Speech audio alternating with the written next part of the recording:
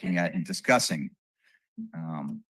Or you could go with the assumption that we always just operate in the dark and we can't really see anyway, and we just vote. But that's not how it is.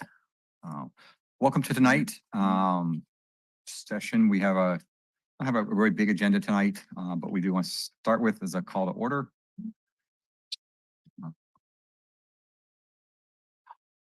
Yeah, that's you. Commissioner Walton. Here. I'm here. I'm here. Chair Woodson. Here. Commissioner St. John. Here. Commissioner Herr. Commissioner Jacobson. Here. You have chair. You have quorum. Thank you very much. Next is moment of silence and the Pledge of Allegiance. Would somebody like? Yes.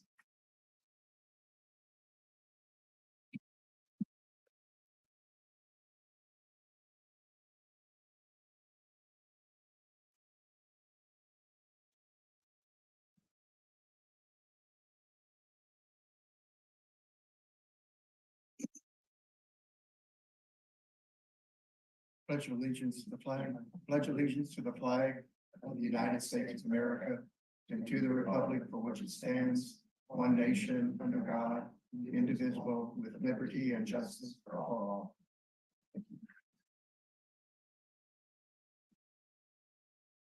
Thank you very much.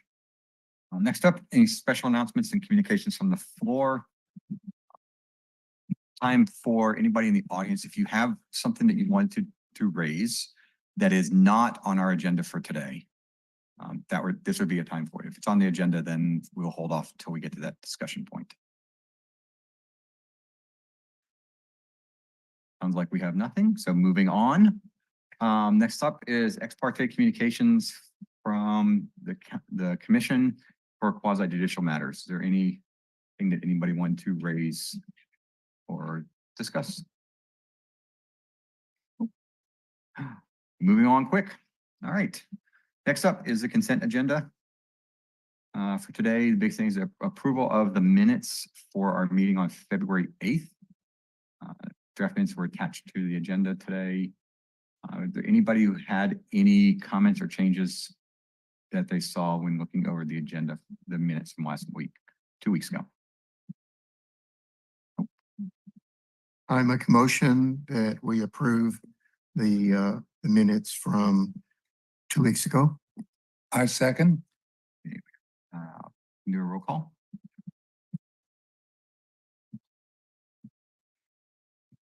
Vice Chair Walton. Yes. Chair Woodson. Yes. Commissioner St. John. Yes. Commissioner Herr. Commissioner Jacobson. Yes. Motion passes. Just thinking about scouts tonight, aren't you?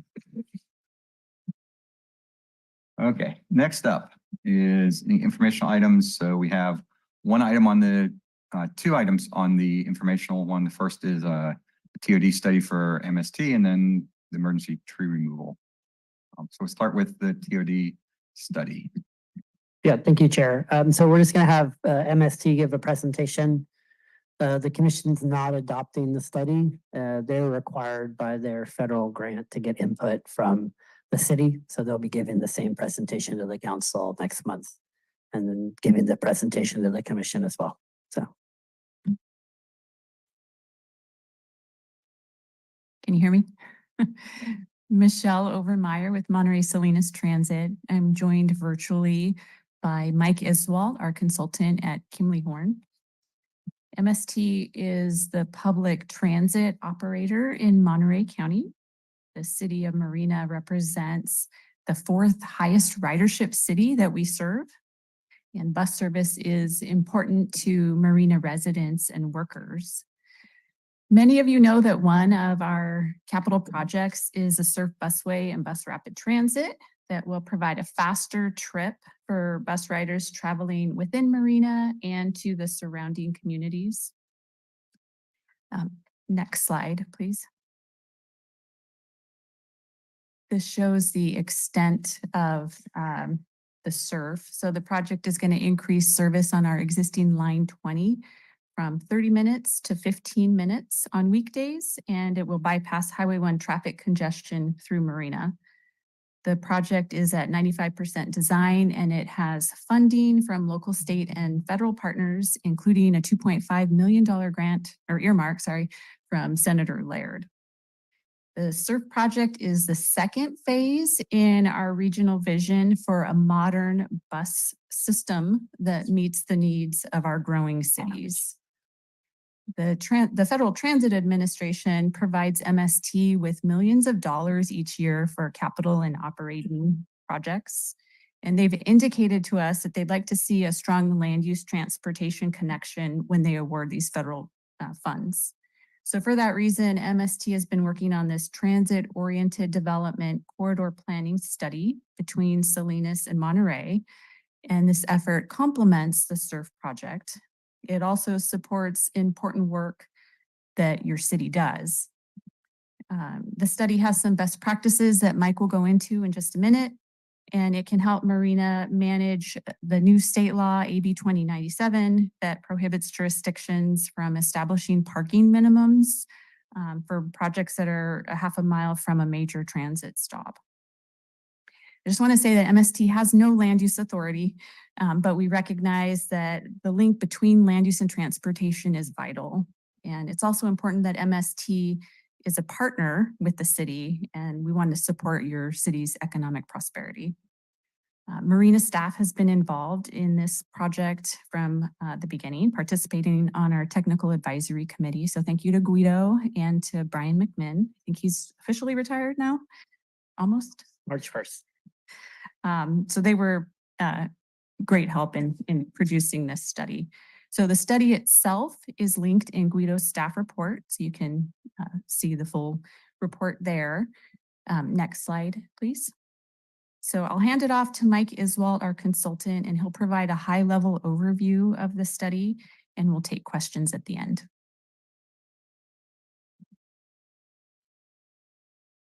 Are you there, Mike?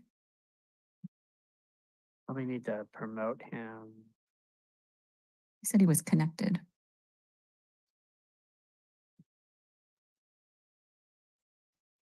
Hi, can everyone hear me? There he is. Yes. Yep. Excellent. Okay. Good evening, everyone. I'm Mike Iswalt from Kinley Horn.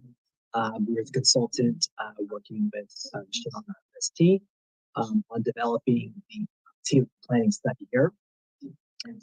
So, as Michelle was explaining, this TOD planning study is really meant to help provide a range of different studies, a range of different objectives here to support the SURF, as well as overall transit ridership along all of these corridors between Monterey and Salinas. So for the overall study, really what we were looking at is how can land use help to drive increases in transit ridership along the corridor. There's also a number of additional objectives that we were trying to deal with in the study.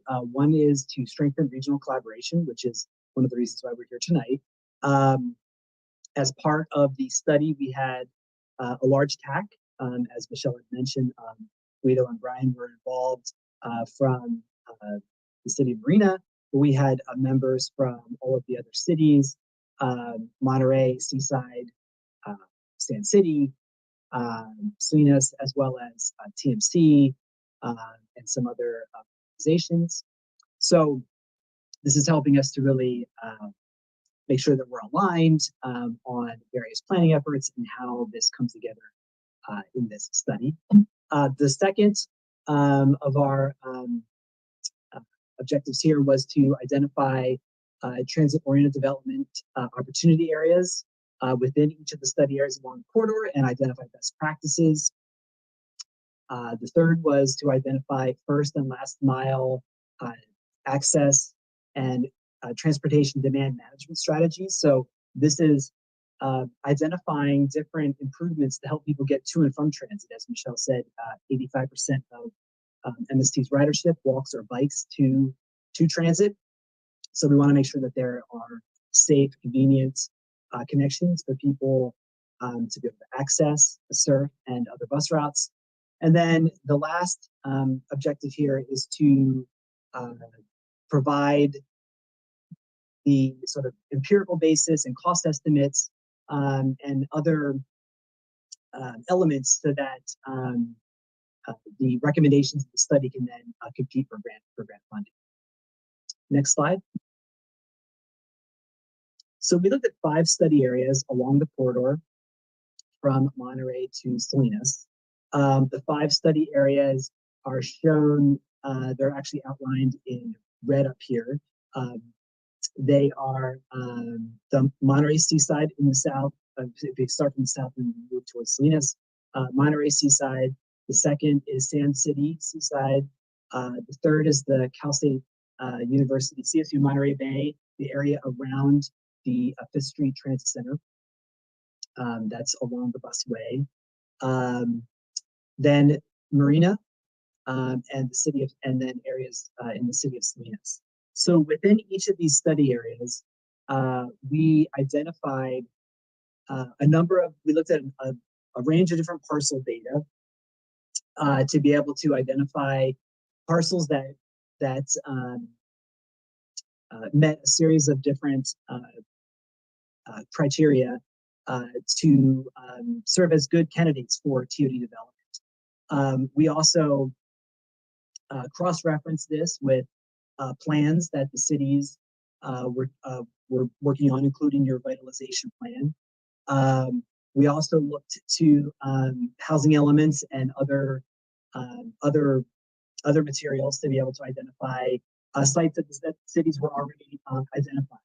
So what is shown with these dots up here are these clusters of different opportunity sites within each of the cities.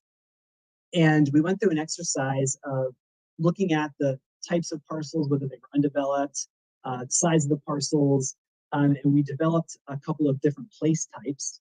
And these place types were really associated with density, the number of units. And again, all of this was trying to work towards developing estimates for looking at transit ridership benefits of developmental corridor. So we'll talk in a second here about the different sites within Marina, but just to show on here that there were 3 different types of place types: major activity centers, minor activity centers, residential centers. You can see that there were 3 clusters identified within the city of Marina, and all of those were identified as major activity centers. There were, again, as I mentioned, there were some criteria that went into that. That's documented in the report. And what I'll just highlight here is to say that these major activity center place types that we looked at within the city of Marina are consistent with the vitalization specific plan densities. So in the vitalization plan, there were the densities are 70 units per acre in the core land use designation. So what we showed for these place types within the study area are consistent with that. And again, all of this was really used to generate, to help to generate the estimates for ridership, and then to help us then start to think about the first and last month strategies around each of the corridors. Next slide, please.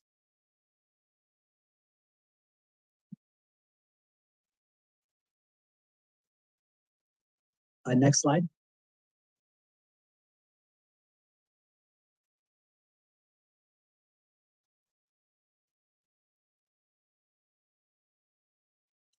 Can you hear me? Yep. Okay, sorry. Next slide, please. Which slide are you referring to, Mike? I'm looking at the 5 study areas slide. Yeah, it seems to have frozen. Which slide would you like to call up? Slide 5, please. The slide with the That's the TOD opportunities on this one. So we can see it here in the chambers. We have the aerial view with the opportunity zones in blue. Fine. Yeah, then that should be fine. So for if we zoom in then to the city of Marina, what we're looking at here. So the overall study area is shown with the is outlined in black here, and that's roughly about a half mile around each side of the surf corridor. So on Del Monte Reservation, this study area largely is consistent with the areas that were shown in the revitalization plan. And what we did is we looked across the corridor and identified parcels that we considered to have a high level of opportunity, and that's what's shown in blue. We also, this was again comparing some criteria around some different land use characteristics. We also looked at your affordable housing overlay study, which identified, I believe it was 20 or 22 sites. We looked at sites obviously around the Marina Transit Exchange. And so for each of these, we then clustered these into those three different areas: this East Del Monte Boulevard, South Reservation Road, North Reservation Road. All of these, again, we had classified as that major activity center. And this was used to then set that density, the density limit of the density criteria of 70 units per acre. And that we use then to then develop the ridership estimates for the study. So then next slide, please, to show the transportation improvements. So for the transportation improvements, we went along the corridor and We're on slide 6. Slide 6, yes. So a couple things here. So we did a scan of the entire corridor, looking at intersections, crosswalks. We looked at the station design, the station designs around the end of the busway at the Del Monte Palm Station. We also looked at bus stops and other transit amenities along the corridor. And we also, in conversations with Guido and Brian, we had identified other improvements which the city is already considering along both Del Monte and Reservation, and these are shown in these green boxes here. So some of those include some intersection improvements for pedestrian safety. There's also a road diet and some other considerations along Del Monte, roundabouts and things like that. So the objective of what we were looking at here was to really identify intersections that had that could require or that could benefit from some additional pedestrian improvements. These are things like perhaps bulbouts or high visibility crosswalks, things of that nature. And for each of these locations, these are the ones that are shown with the red and the pink lollipops, if you will. The dots are pointing to specific locations where in the report we've identified a series of intersection crossing and some of these elements that I've been mentioning. And really the purpose of this is to help us to understand the scale of the potential improvements out there. We're able to group those into a series of projects, if you will, that then we were able to develop some high-level costs. And the purpose of the cost, again, are the definition of the costs are to help support potential future grant applications, things like that. Some of these types of improvements could qualify for ATP or HSIP, some of these Caltrans Highway Safety Improvement Plan funding. So all of this is just to continue to, again, to the original objective of the study is to help us to support first and last mile access to serve entities. Next slide. So really what we're here to talk about is, again, as Michelle had mentioned, MST is responsible for implementing the planned SURF BRT and other supportive infrastructure that is within the right of way as defined in its FTA application. So the other improvements that we talked about here, the intersection improvements, even things such as enhancements to bus stops, things that are outside of that FTA application are things that are included as part of this study. And they are again, costed and defined, as well as a set of implementation actions are recommended as part of the study. And what MST and what we're proposing to work with the city of Marina here is to again to coordinate and implement future transit supportive improvements along the corridor, which will require collaboration with developers and adjacent land uses as projects come before you, and then to work with all of these landowners as well as other stakeholders to then help to secure a grant funding for the types of transportation improvements that slide. So that's all that we have. We're here to answer questions about what we presented.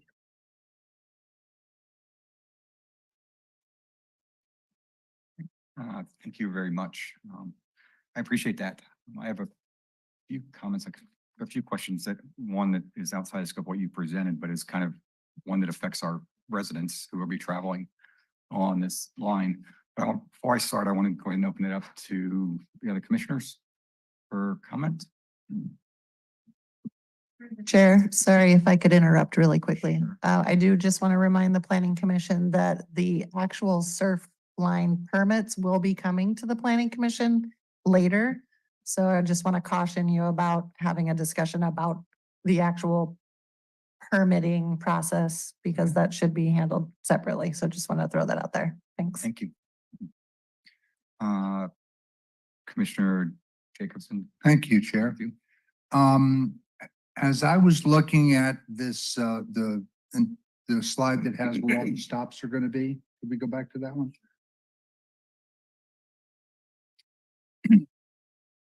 So, Are you looking at slide 6? I think What- it's the next one. the transportation recommendations. Let's look and see which one I'm talking. Yes, that one right there. So I'm seeing these different stations. And what comes to mind to me as I look at this is that we have a large population, a new population of our city that is in the Sea Haven area. And we've been saying that, you know, because of parking, they're within a half a mile of a station. So therefore, you know, parking is reduced. And my question is, as I look at this map, which station is accessible to the community at Sea Haven?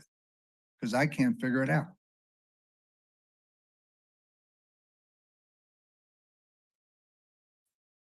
I mean, the one at Rhine-Dollar and Del Monte is a considerable walk. The one on Reservation in Crescent is a considerable walk. I'm looking over here, I see Marina High School, which means that, you know, that particular complex is to the, I guess you call it to the east of Marina High School. I just don't see where that there's an accessible station to that community that is pretty high density. Closest would be near the dunes. It's going to be the new Fifth Avenue. Yeah, so I think Shown on this. that's outside of this study area. Sea Haven is off of Imgen, correct? No, if you go to the next slide. Imgen and California. So, yeah, it is because it is outside of the boundary of the TOD areas of opportunity areas. So our study area was about a half a mile from the line 20, our existing line 20, which goes down Reservation and Del Monte. And so that's what we're focused on here, about a half a mile from those roads. I think Sea Haven is further south. So it I would be know it outside still the doesn't study. answer my question, but that's So it's my, outside of the that's study. my question and that's my comment is I just don't see service for that neighborhood and I don't We- understand we- why. We do have other MST lines that serve that area along Imgen. And so line 20 would provide connecting service to those routes. Okay, so that's not included in this. Right. Okay. Thank you. Any other questions? Back to you, sir. Commissioner Walton. Thank you, Chair. And thank you, Ms. Overmeyer, and I forgot the gentleman's name, I apologize.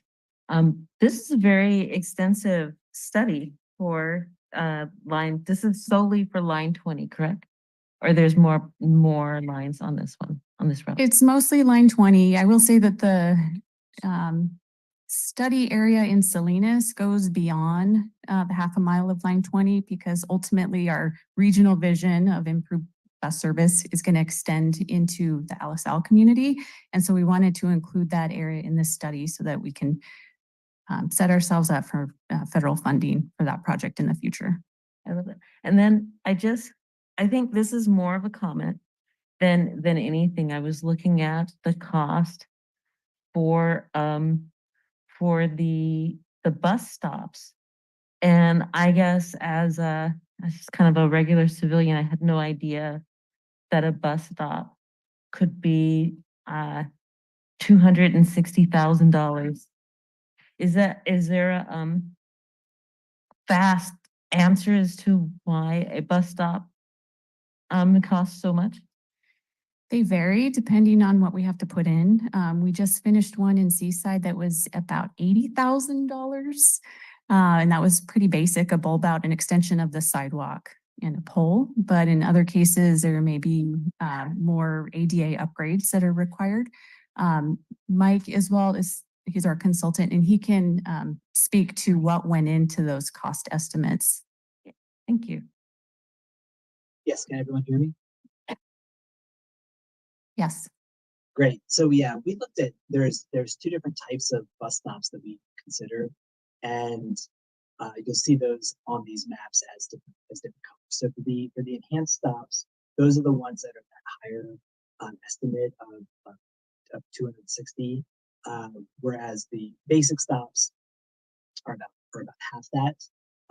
And as Michelle had mentioned, there's a number of other things besides just the shelter, just lighting, things like that. There's some other elements that are often the work around the stop itself to make sure that folks in wheelchairs and other disabilities can get to those stops. So there's often some groundwork which is included. Many of these stops do have some of those challenges.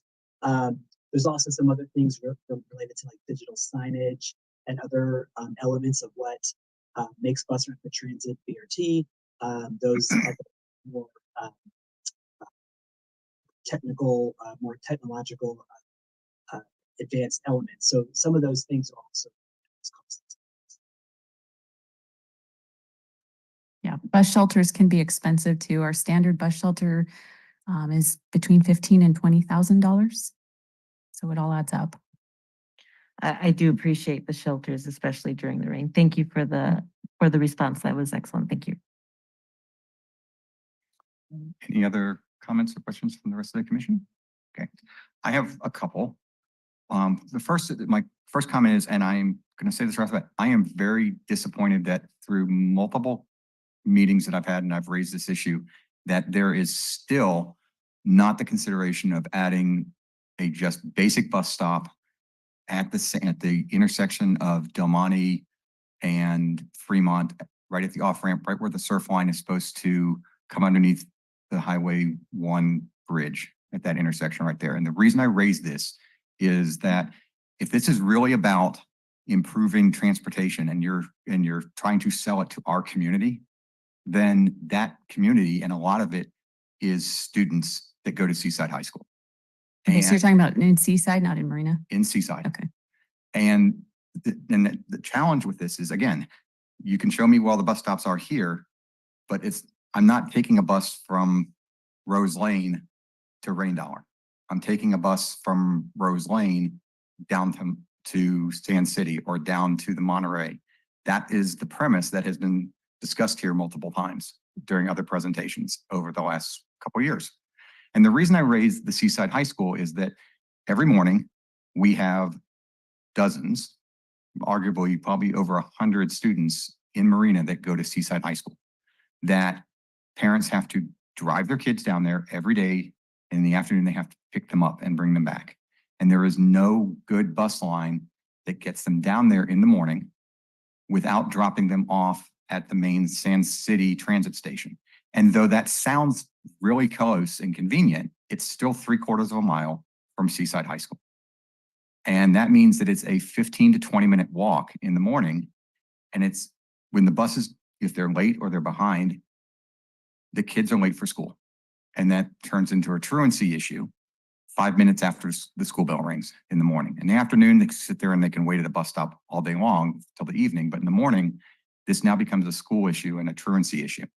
And the idea of just putting a bus stop right there that the kids can get off the bus, walk directly across the street, and then immediately be on the school grounds and be less than 5 minutes from their class is a major convenience issue. And it's supposed to be what this surf line is about, which is improving efficiency of moving the residents of Marina or the people who park in Marina that are from the outlying areas and come into our city, park it at one of the areas such as where the Fifth Avenue station is going to go, and then take this bus someplace else.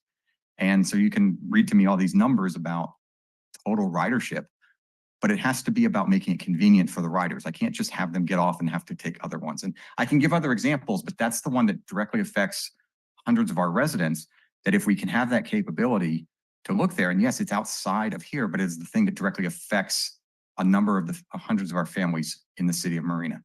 And I wish that at some point, if you're going to say no, that no, we're not going to do that. We're not going to put it in there for this reason. That's fine. But it has never showed up and there's no discussion of this anywhere. So that's, I kind of want to raise that as my first one. My second comment is we talk about, and I guess I understand kind of that to add on to Commissioner Jacobson's issue of Sea Haven being outside the half-mile area. The other big population group right now is we don't know when North Campus is going to be built at CSUMB. So it's great to build a plan that's 7 or 10 years into the future to deal with something that may or may not ever come to fruition. It depends on if the state ever decides to build North Campus. And that's been on the books for years. What we do have is South Campus. And again, from a bigger substance, yes, it's great to be South Campus, which is where the majority of the CSUMB students currently live, who live on campus. Having a tie so that they don't have to have cars so that they can get around. How does this transportation plan as it comes up? Because the line off of the map that's shown on the screen right now goes down to Borondo and then cuts over back towards Salinas. How do we add a feeder system that improves the capability and the quality of life for not only the students, but a lot of the faculty and staff who actually live in South Campus? And if we're going to make this major multi-million-dollar, $25 million or more investment in a transit line, then adjusting that feeder line, yes, it's outside the half mile, is actually very important because that is a huge population group that is affected by transit, that if they now have to get from South Campus under some internal walking or biking or whatever to get to Fifth Avenue or to get to the Marina Transit Exchange, that becomes very difficult to do. And these are kind of, again, it doesn't affect the direct study, but I think from getting the commission and the city and the residents of Marina behind this, it's looking at these, how do we solve our transportation problems? It's great to solve Salinas's transportation problems, provide more capability for Salinas residents to get into Marina faster or get onto a future destination somewhere in Monterey or Pacific Grove. I appreciate them, but I actually don't care about them as much as I care about our own residents and the residents that are ancillary to us, like the CSUMB students and faculty.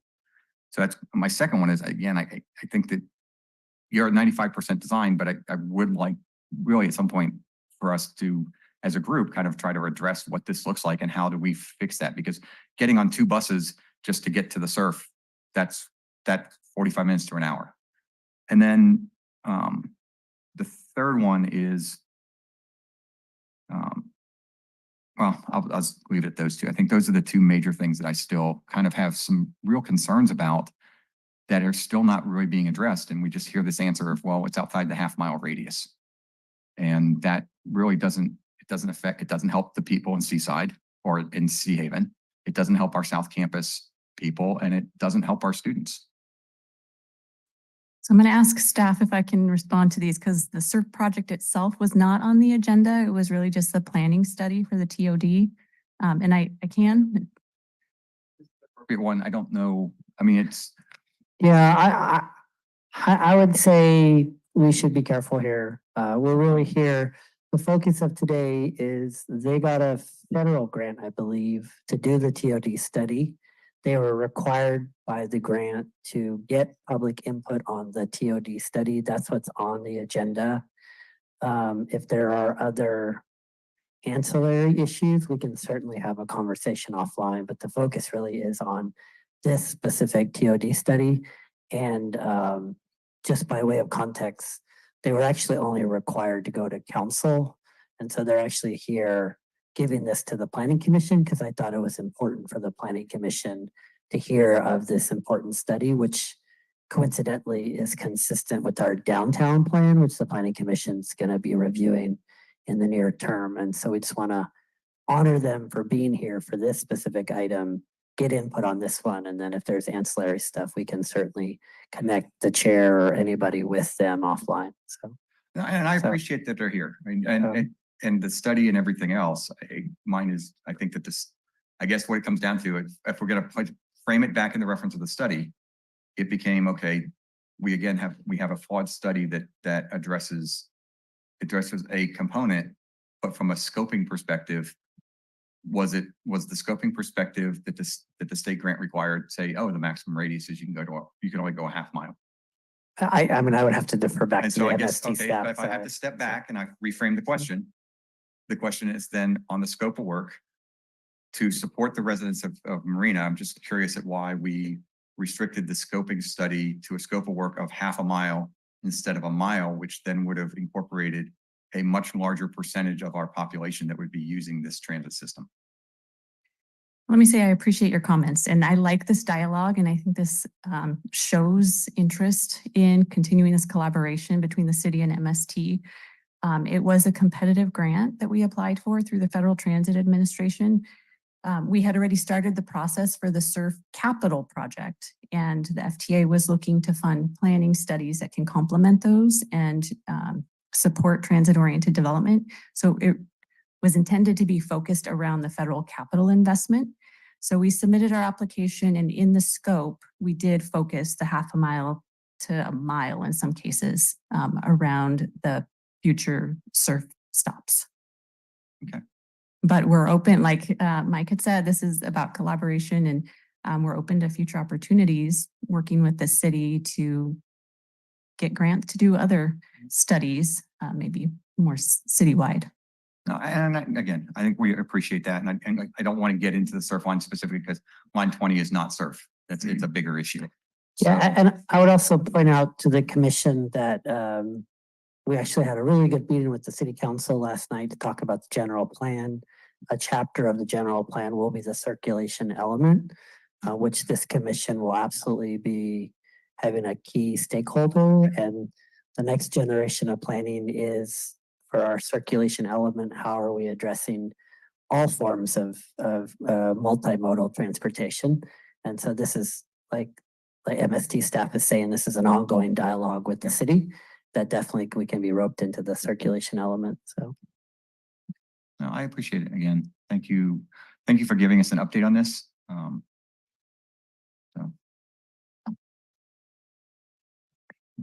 Thank you. I think we've got it. Unless you want to sit down and talk more. I think you have a full agenda. Thank you.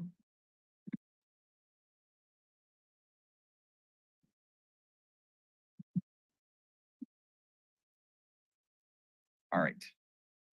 Next up, we have emergency tree removal request for 3113 Nicholas Lane. So I'll be very brief on this. I don't have a presentation or anything like that. I just have a quick few words. During the storms we had recently, multiple trees came down, and 2 trees came down on Nicholas Lane, the same site. The property owners of the multifamily building right there made the effort to hire an arborist to look at the other trees to see if they were also in immediate danger of falling. The arborist found 2 trees in a very similar condition to the 2 trees that fell. And so we quickly authorized a letter saying that they could cut down the 2 trees that were also could potentially fall in the storms. So this is just an informational item to the Planning Commission. Through our tree removal ordinance, property owners can remove trees if there's an emergency or imminent danger, such as these. We've done this before in the past, so this is just a very brief informational update. If anyone has any questions, feel free to ask. I'll turn it back to the chair. Okay. Thanks, Nick. Any questions from anybody? I have a question, but it's more just generic in nature. So if we come up with this and there's, after a storm, there's a tree that's, and these are very visible trees, so it's obvious here, but let's say it's in somebody's backyard that's not very visible, and they just remove the tree but without a permit. It just becomes a simple code violation that if somebody reported it, we would then follow up on it and we just let it go at that point. Depends on the situation, but that's correct. It would become a code enforcement issue if someone cuts down a tree without a tree permit and it's in a zone where they require a tree permit. Okay. Yeah. That's what I thought. I just wanted to make sure I got it. Yep. Yeah, so by the provisions of our muni code, we're required to just give the commission an update that the tree removal permit was done because of the emergency situation. And then we're just really reporting that out to the commission. So we have fulfilled our obligation under the municipal code. So, No, absolutely. so I guess I was more curious on just the future side. Okay, that's it for information. we are now moving on to the next public hearing. Public hearings, and we have 2 items on that on the agenda. First is an update on the objective design standards. Thank you, Chair. I'm Allison Hunter. I'm the city project manager for the Objective Design Standards. And I don't have a presentation. I'm just going to introduce our consultants, Simran Malhotra and Alessandra Lundin from Ramey and Associates, our consultants who have been working very hard to prepare these draft objective design standards. We've gone through many iterations, several joint study sessions and other outreach opportunities. And we're excited to present this final draft to the Planning Commission and then moving it forward to the City Council. So with that, I will turn it over to Simran to provide a presentation. Thank you, Allison. And Guido, would you mind if I share my screen instead? Oh, yeah. Yeah, go ahead. Great, thank you.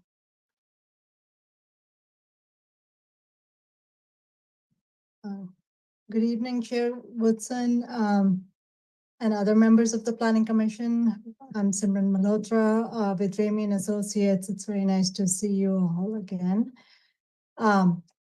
We are here today to present the adoption draft of the objective design standards that our team has been working on for the last year and a half or so. We met with you and the City Council at a joint study session last October. Since then, we have made several edits based on the detailed and extensive feedback we received from you, and that draft is here for in front of you today. So very briefly, I'll give an overview of the project, a summary of the changes that have been made, and then Alessandra will walk us through the overall document as well as the revisions that have been made for direction received from the Planning Commission and the City Council.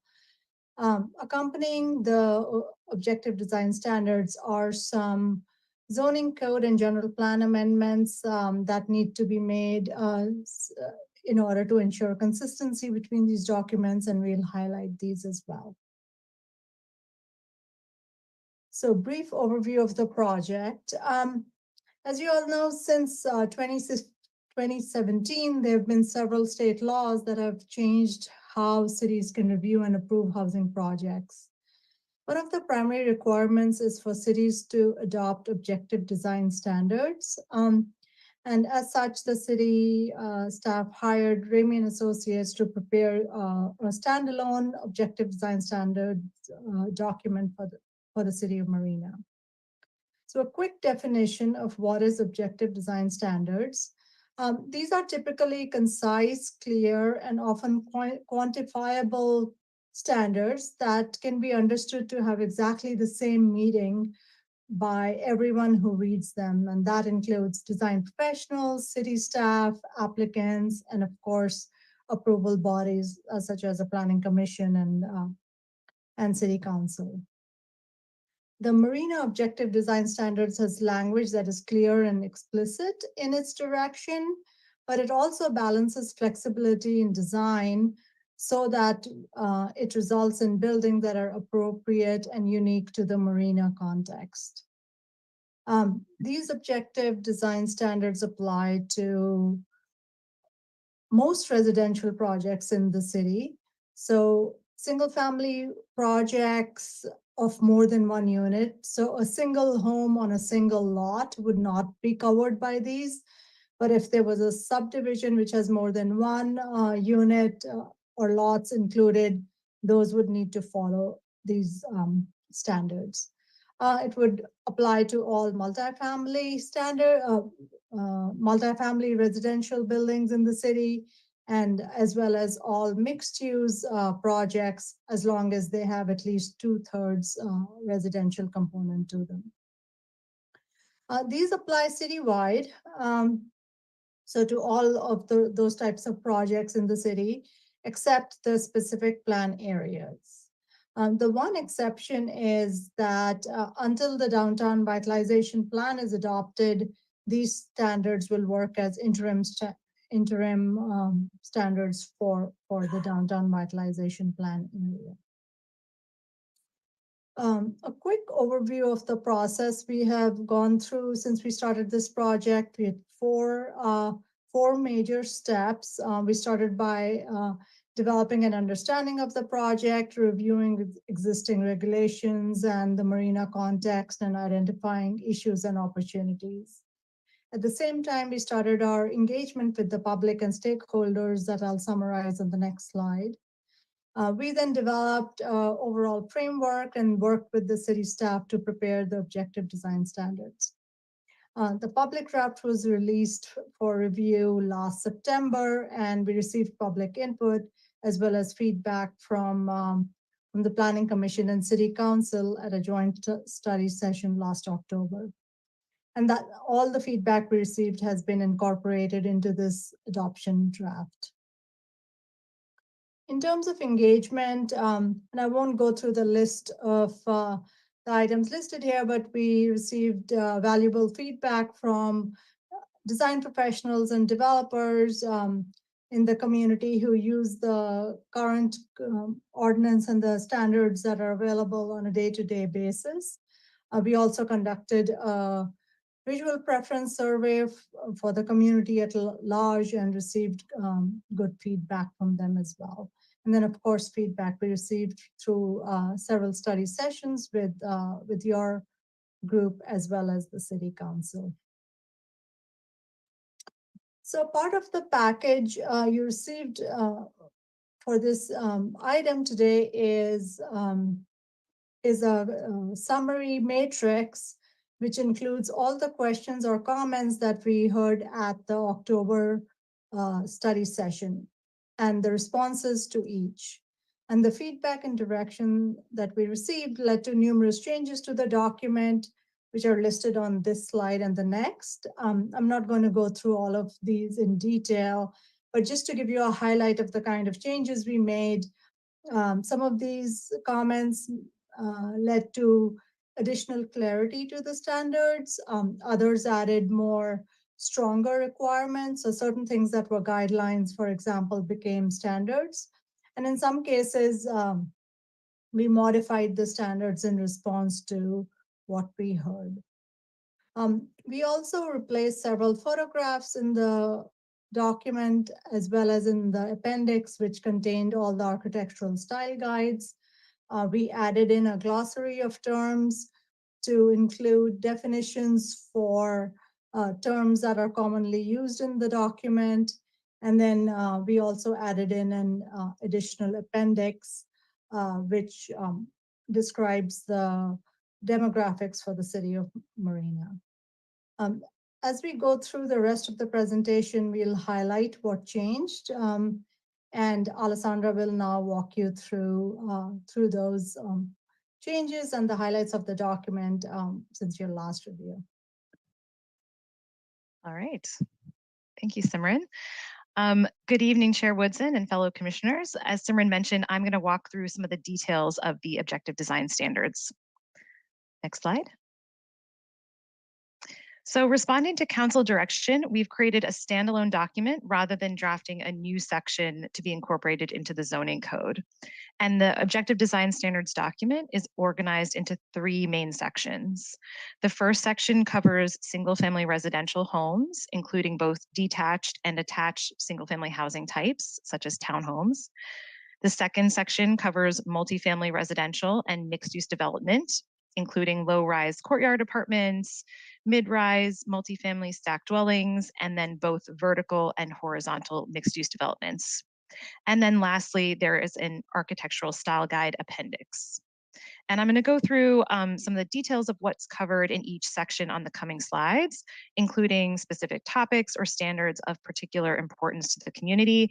And as Simran mentioned, the revisions that we have made to the objective design standards based on all the feedback we received from the Planning Commission and City Council.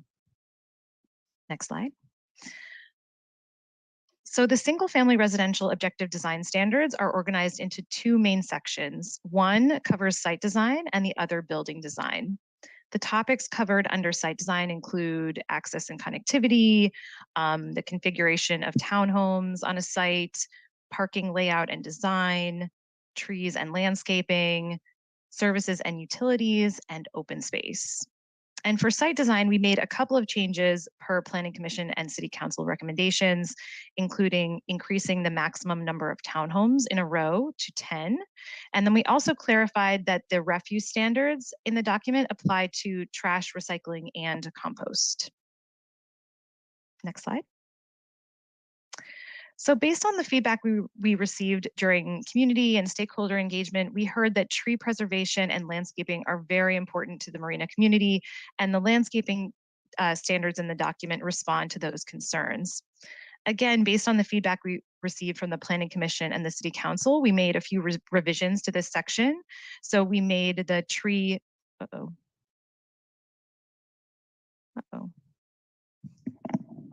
We can hear you.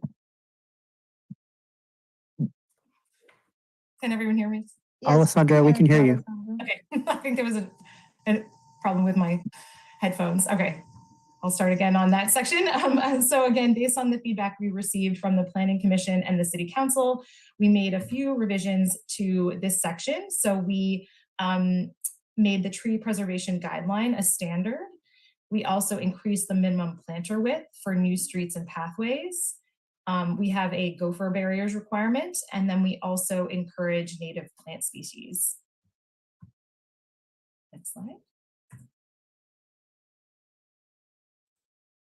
The topics covered under building design for single family homes include facade modulation and articulation, architectural facade variation, when you have a subdivision with a number of single family homes next to each other. We cover building entries and roof forms, windows, and colors and materials. And then from the last draft of the objective design standards, a few of the revisions we made based on feedback from the Planning Commission and City Council include allowing curved roofs, and we also clarified the roof overhang standards. Next slide. Moving on to the multifamily and residential mixed use section of the objective design standards, once again, it's organized into two subsections, one for site design and one for building design standards. The site design section, again, covers a lot of the same topics that we just reviewed in the single family section, access and connectivity, parking, lighting, trees and landscaping and open space. But then we also have a section on neighborhood transitions and privacy. And then the revisions that I mentioned previously to the tree and landscaping requirements in the single family section were also updated in the multifamily and mixed use landscaping standards, such as the tree preservation and gopher barrier requirements, just to name a few. So throughout the process, we heard that privacy and appropriate transitions to higher density development were a key concern to the community. And to address this, we have incorporated a number of design standards for neighborhood transitions, including upper floor step backs for taller buildings and offsetting windows and balconies directly adjacent to single family homes. And then we also require a landscape buffer with dense plantings. And again, all of these standards are aimed at protecting access to light and privacy.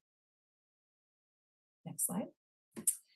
Another key topic area was the provision and design of open spaces. So the amount of required open space per unit is regulated by zone in Marina's zoning code. But as part of the objective design standards, we have drafted design standards that address minimum dimensions and amenities for open spaces. So for example, for common open spaces that would be accessible to all building residents in a multifamily building, such as roof decks and courtyards, we include minimum dimensions for light and usability. We have minimum landscaping and shade and seating area requirements. And then we also require a certain amount of amenities depending on the size of the development, such as barbecue areas or play structures and the like. And then a few of the revisions we made based on feedback from the Planning Commission and City Council included adding a standard that if a development has to provide 2 or more open space amenities, they have to be different amenities. And we also clarified the balcony railing standards in this section.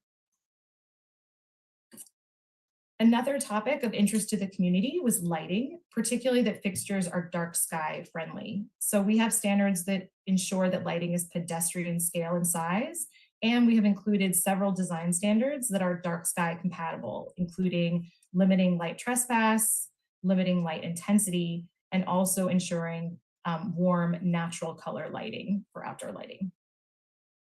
Next slide. The following slide lists all the topics covered under building or the building design section for multifamily and mixed use buildings. So that includes, just to name a few, building frontage and building length, building modulation and articulation. We have standards related to fenestration, so treatments for windows and doors, corner buildings, roof edge treatments, and materials and colors. Next slide. And as an example, for building modulation, we require vertical massing breaks to break up large continuous facades.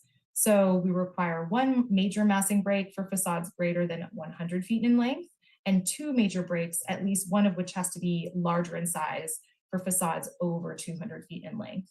And then we also require minor massing breaks for continuous facade sections over 75 feet in length. Next slide.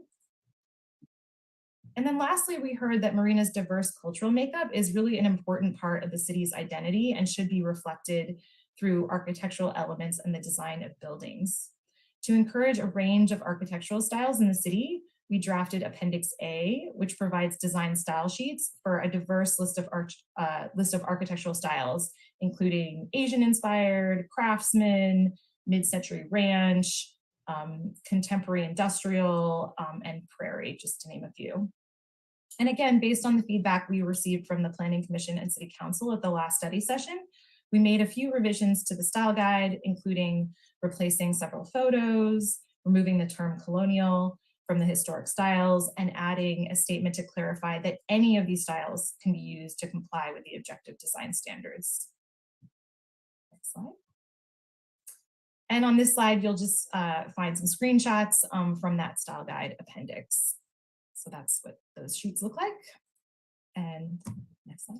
And then lastly, we added Appendix B to illustrate Marina's diverse demographics, which served as a basis for promoting the diverse styles reflected in that architectural style guide. And I'm going to hand it back to Simran to walk through the general plan and zoning amendments. Thank you, Alessandra. As I mentioned at the outset, as we developed the objective design standards document, we identified some changes to the general plan and zoning code that must be made in order for all three documents to be consistent. The general plan amendments are fairly minor and mostly relate to updating references to the objective design standards document instead of other design guidelines documents that were in place at the time of adoption.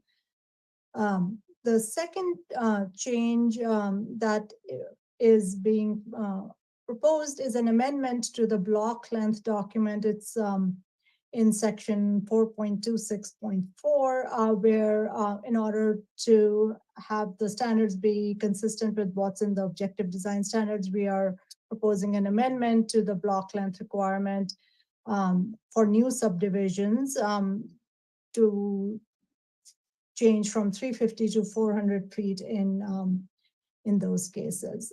In existing subdivisions, there would be no change, and the standards in the general plan would continue to apply to those. For the zoning code, we are modifying several sections in the municipal code, chapter 17, and these are summarized on the slide here. Briefly, we are adding in a definition for housing development projects to be consistent with the California Government Code and the Housing Accountability Act. We are updating references to the objective design standards document in various chapters of the zoning code, specifically the various residential and mixed use zones. Those are listed on the screen. We're also removing some subjective language as they relate to regulations for small lot, single family dwellings, parking requirements, as well as criteria and standards for senior citizen housing projects. And then finally, we are updating the design review criteria and findings to provide for timely approval of housing projects. And with that, we are at the end of our presentation. Answer any questions you might have. I'll leave the staff recommendation slide up here on the screen for you as you make your decision tonight. Thank you so much for this very detailed reference. I'm glad that you made the appendix, and was it C, the actual tabulation of comment differences between the PC and the city council, just so we could count up who got the more revisions. Not an analysis we did.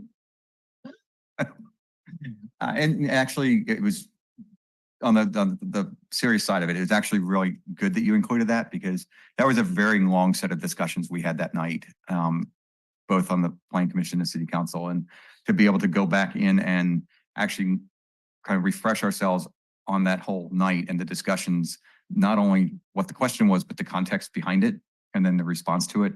I think that is one of the best parts of this revised final draft, is that it really helped me personally, and I'm guessing most of the commission when we reviewed this, to actually refresh our memory of that night and all the kind of comments we had.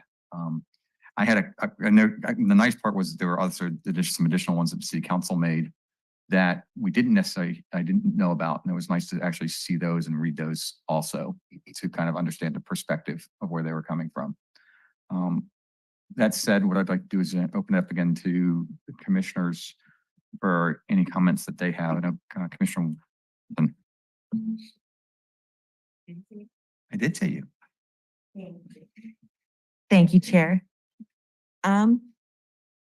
So thank you. I don't know, where did you go?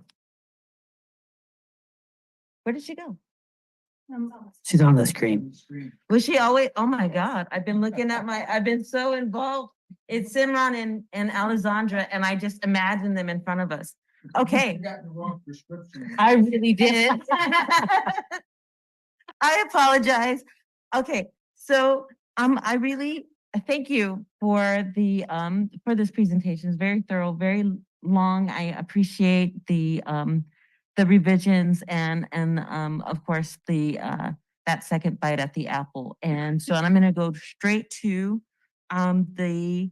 the not colonial style architecture. And my question is, what is the reason why are we bringing the architectural style forward? I understand we have removed the word colonial and we've replaced it with the word revival. And I went ahead and Wikipedia and looked on Wikipedia, and it says the colonial revival architectural style seeks to revive elements of American colonial architecture. And then it goes on to, describe, where it came from and why, and that it's considered the colonial revival because it refers to historic preservation, landscape architecture and garden design and decorative art movements, etc. And so my question is, why do we want to bring that forward in our diverse community where colonialism and that entire time frame really did a lot of harm to a lot of people? And I'm not quite sure why we want to bring that forward. Not the word, I understand we removed it, but why is it important for us to bring that architectural style forward in our community? I understand there's some here already, but why give the opportunity for someone to come in and developers to offer more of these? Thank you. Commissioner Walton, that's a very good question. The styles you're referring to, all the styles in the city have historic origins, right? None of those are truly of our time unless they are what are called, what are just contemporary, which means no style really. You can essentially do what you would what a designer decides is looks good. So given that there is a long history, some of it is obviously, as you mentioned, colored by certain social aspects that aren't necessarily what we want to promote in the city. Although there is a lot of popular architecture today that has those elements, and that's what is already getting built in the city of Marina.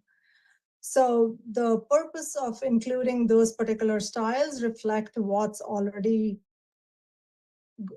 being built in the city and what's common in the city. If the direction from the commission and eventually the council is to remove all or some of the styles that are in the appendix A, we are I think that's something that certainly can be done. So I'd have to come back to staff then. We do have the characteristics, say gabled hip or gambrel roofs, broken pediments, symmetrical facades, double hung windows and shutters, fan lights and side lights, what are covered in some of the other architectural designs that are in front of us today. So I'm wondering if it is possible to leave this particular design out of our plan. Thank you. Thank you, Vice Chair Walton. Thank you for that comment. It is very important. I think that the commission discuss these architectural style guides.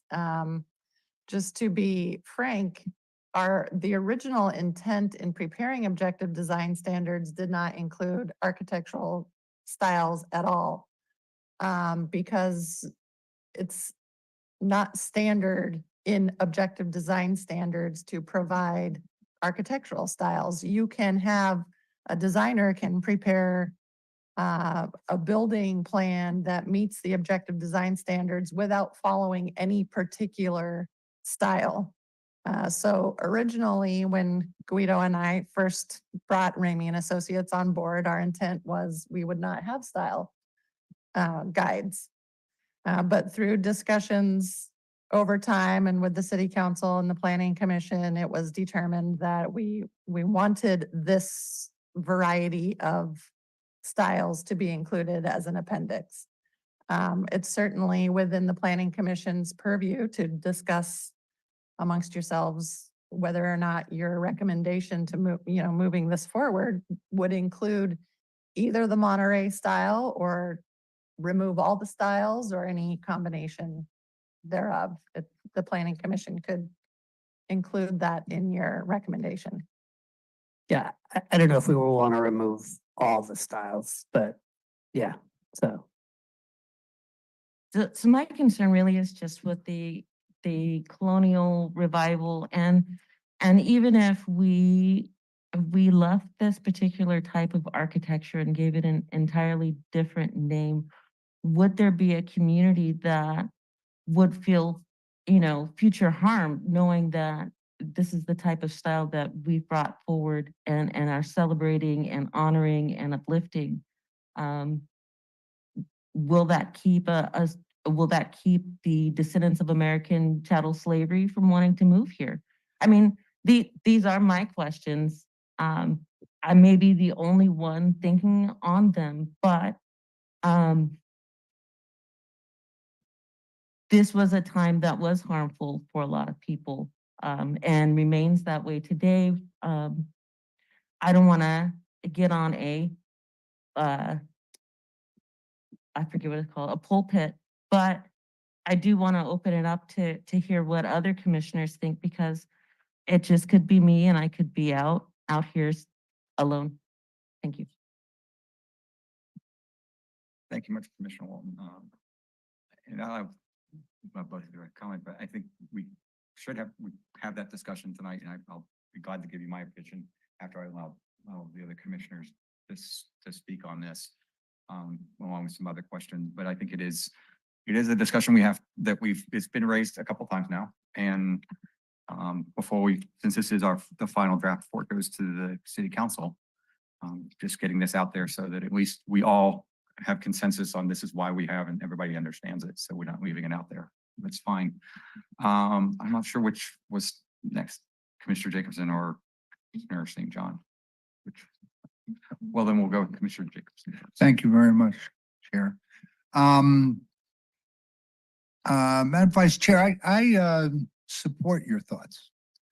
Not only as the wording that is here could be repulsive to some people, but also as I look at the styles, I don't know, these particular styles would remind me of the southeastern part of the country during those periods. And so from my perspective, I don't think that this document would be damaged or deflated or greatly impacted if we just removed D, the Monterey guide. So that's my 2 cents. Thank you, Mr. Chair. Thank you very much, Commissioner St. John. Thank you, Chair. First, I want to thank Ramey and Associates for all of their very hard work in preparing the objective design standards for Marina. And I am a very strong proponent of the standards, and I think you have done an excellent job, and especially in capturing the comments and recommendations from the commissioners and from the city council members. So thank you very much. I have just comments on the early section called applicability. And I have 3 comments, and I'll list them in that order, just to give me some reasons of why things are written this way. The first comment is, why do we exclude the application of objective design standards for specific plan projects or master plan areas? Are those specific plan projects, I would think, would be like the dunes or Marina Station, or yet to be developed and defined, the Cypress Knolls. So those kind of projects that don't have to follow the objective design standards, that's the way I read it. And so you can clarify that. The second part of the, That's a correct interpretation. pardon me? That's correct. It does not apply to the big three projects. Right. So what does apply to, what type of design standards do apply to, say, Cypress Knolls or a specific project? That would be in the future? Cypress Knolls, yes, for now, but Cypress Knolls will probably end up having its own specific plan, which will have its own standards. So when you take out the big three projects and you take out the downtown, this is actually very limiting on the properties that actually this will be applicable to. Very small percentage of development. That's correct. Is that is that because this shouldn't be used or limited to a large project? They should be more free to improvise their own Yeah, standards? so just some background. So when the city enters into a development agreement with a major developer, it basically locks in place the development standards the day the development agreement is approved by the city council. And you have to think of a development agreement as like a contract that the applicant is willing to build a certain number of homes. And it's kind of a quid pro quo. And they're gonna maybe build some more parks and add all this other stuff. And in addition for that community benefit, the city will agree to not change the development standards from the day that the development agreement is signed.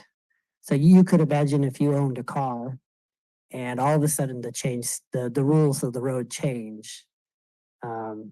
Before people had seatbelts, you didn't have to convert the car that didn't have the seatbelts before 62 or something, right? So the development agreement locks in place the standards. So that's why it would not be applicable to the big three. What about future? That's what I meant in the future. Like Cypress Knolls is definitely in the future. It would And- apply, but once again, that will probably have its own specific plan with its own standards. So the future developer of Cypress Knolls will not be introduced with, say, 3 years from now or 5 years from now, or even 2 years from now, will not get a copy of Marina's objective design standards as a starting point. They will not have that. It really depends on what the planning commission and city council do at the time. We can definitely apply this to Cypress Knolls or not. That will be a key discussion as we undergo the specific plan process, so. Yep, okay, but the first sentence of 1.12D says that this document does not apply to developments within specific or master plan areas. And so when you read it, then the interpretation is very direct, that Cypress Knolls is a new development and it will have a specific plan. Well, once again, we haven't. This design standard. Yeah, will- we're many years away from even having that conversation because we have to remediate the site. We have to go through the. Yeah, I understand that. So there's a whole series of steps. So the answer to your question is it's undetermined at this time. I just think So- that these design standards are excellent. And it seems like a shame, and we bought them, we paid for them. And Mhm. it seems like a miscarriage to say that it doesn't apply to a big project. If I, only to live tiny project. yeah, if I could maybe try to clarify. So in the case of Cypress Knolls, if a developer came in and proposed a development in Cypress Knolls that was not inclusive of its own specific plan, these standards would apply. So let's say a developer comes in and they want to build 50 multifamily units in Cypress Knolls without a whole big specific plan, just 50 units, these standards would apply.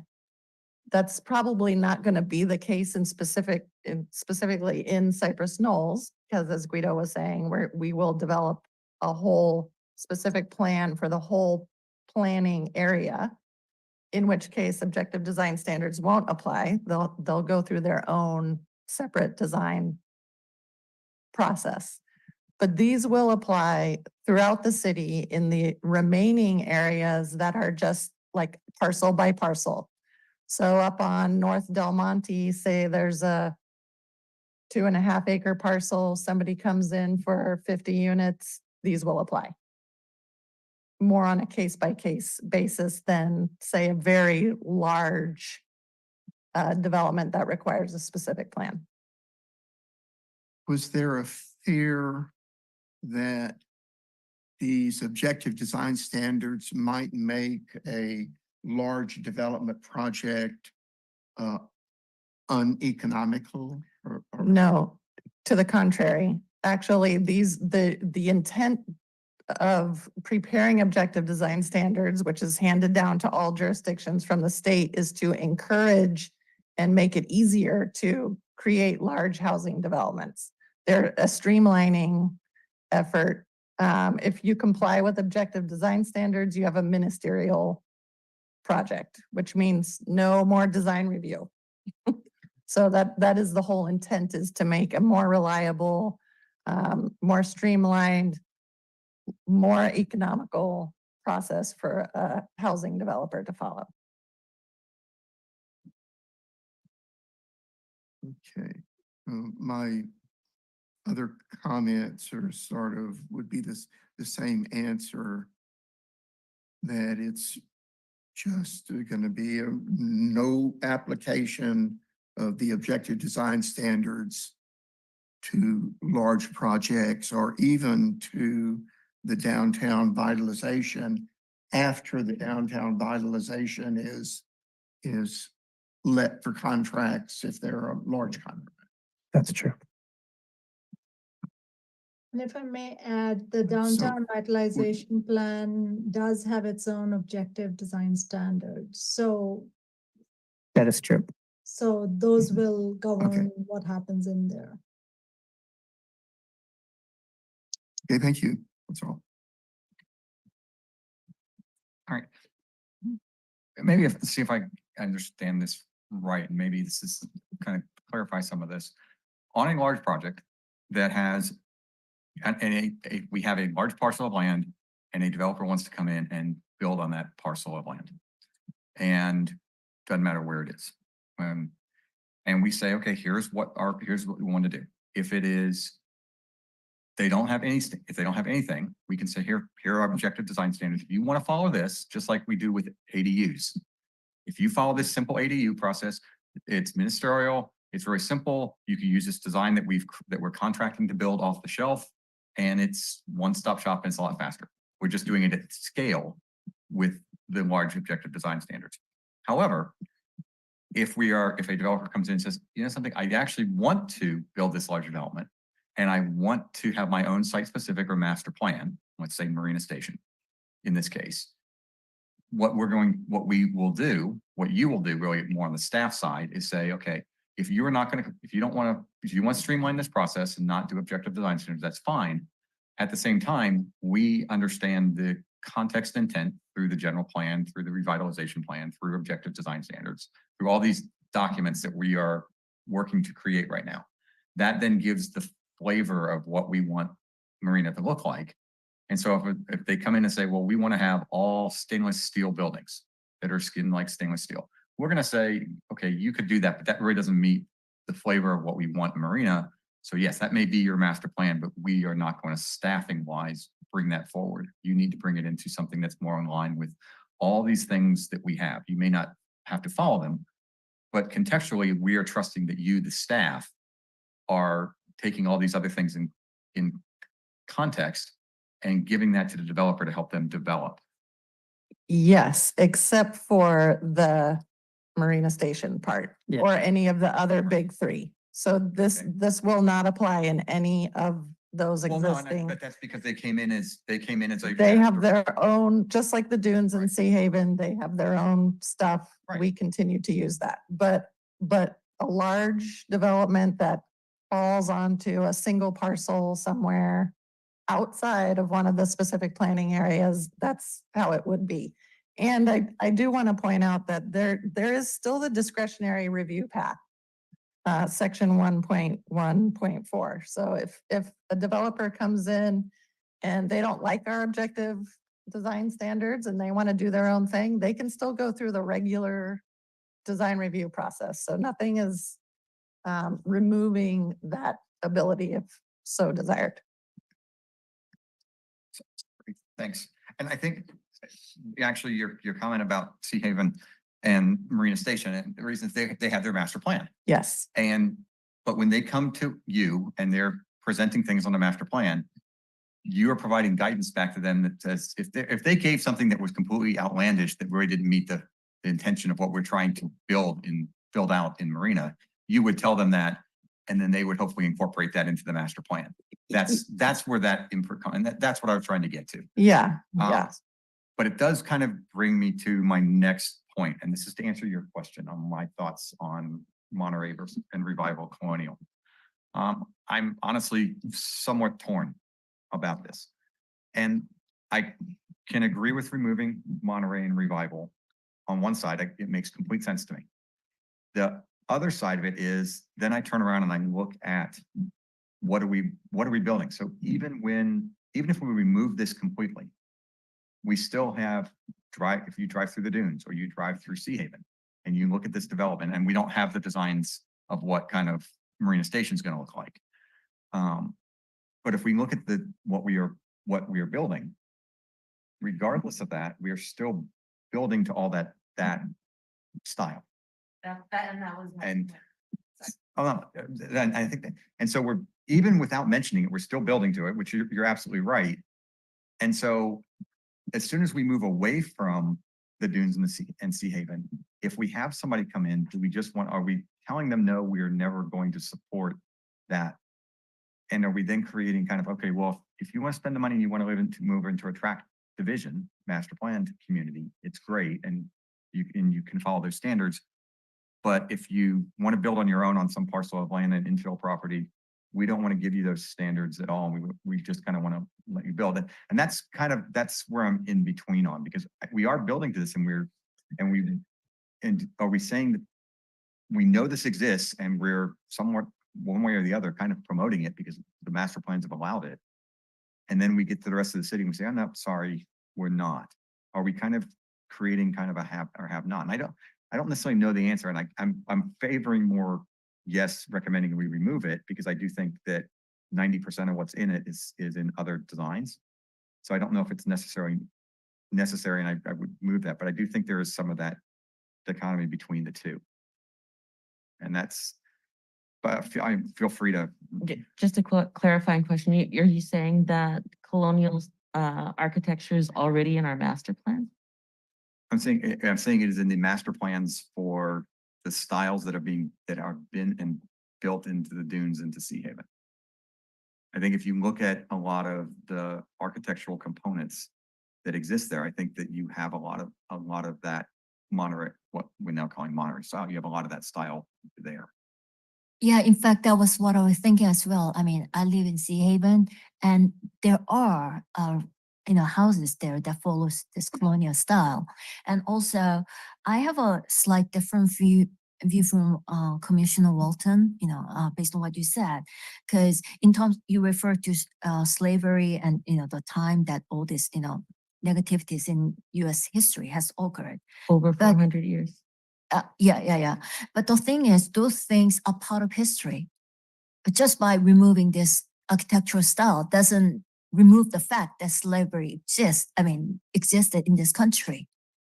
So why don't we leave it just as it is and remind the people? We leave it up to the people to decide, how we should move forward, rather than deciding on our end what should be removed or what should not be.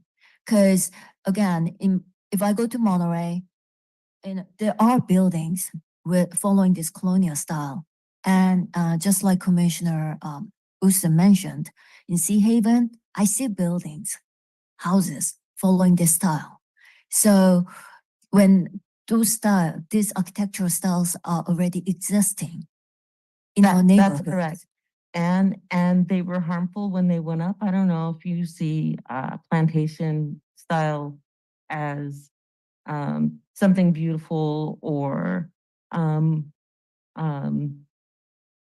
a great point in our history as a nation, or as in this state, with respect to the very deep history here in Monterey, when the Spanish were here, and then after they were gone, and then the English, and I mean, it is a very long and rich and sad history. The Buffalo Soldiers were here. They helped clear out this place.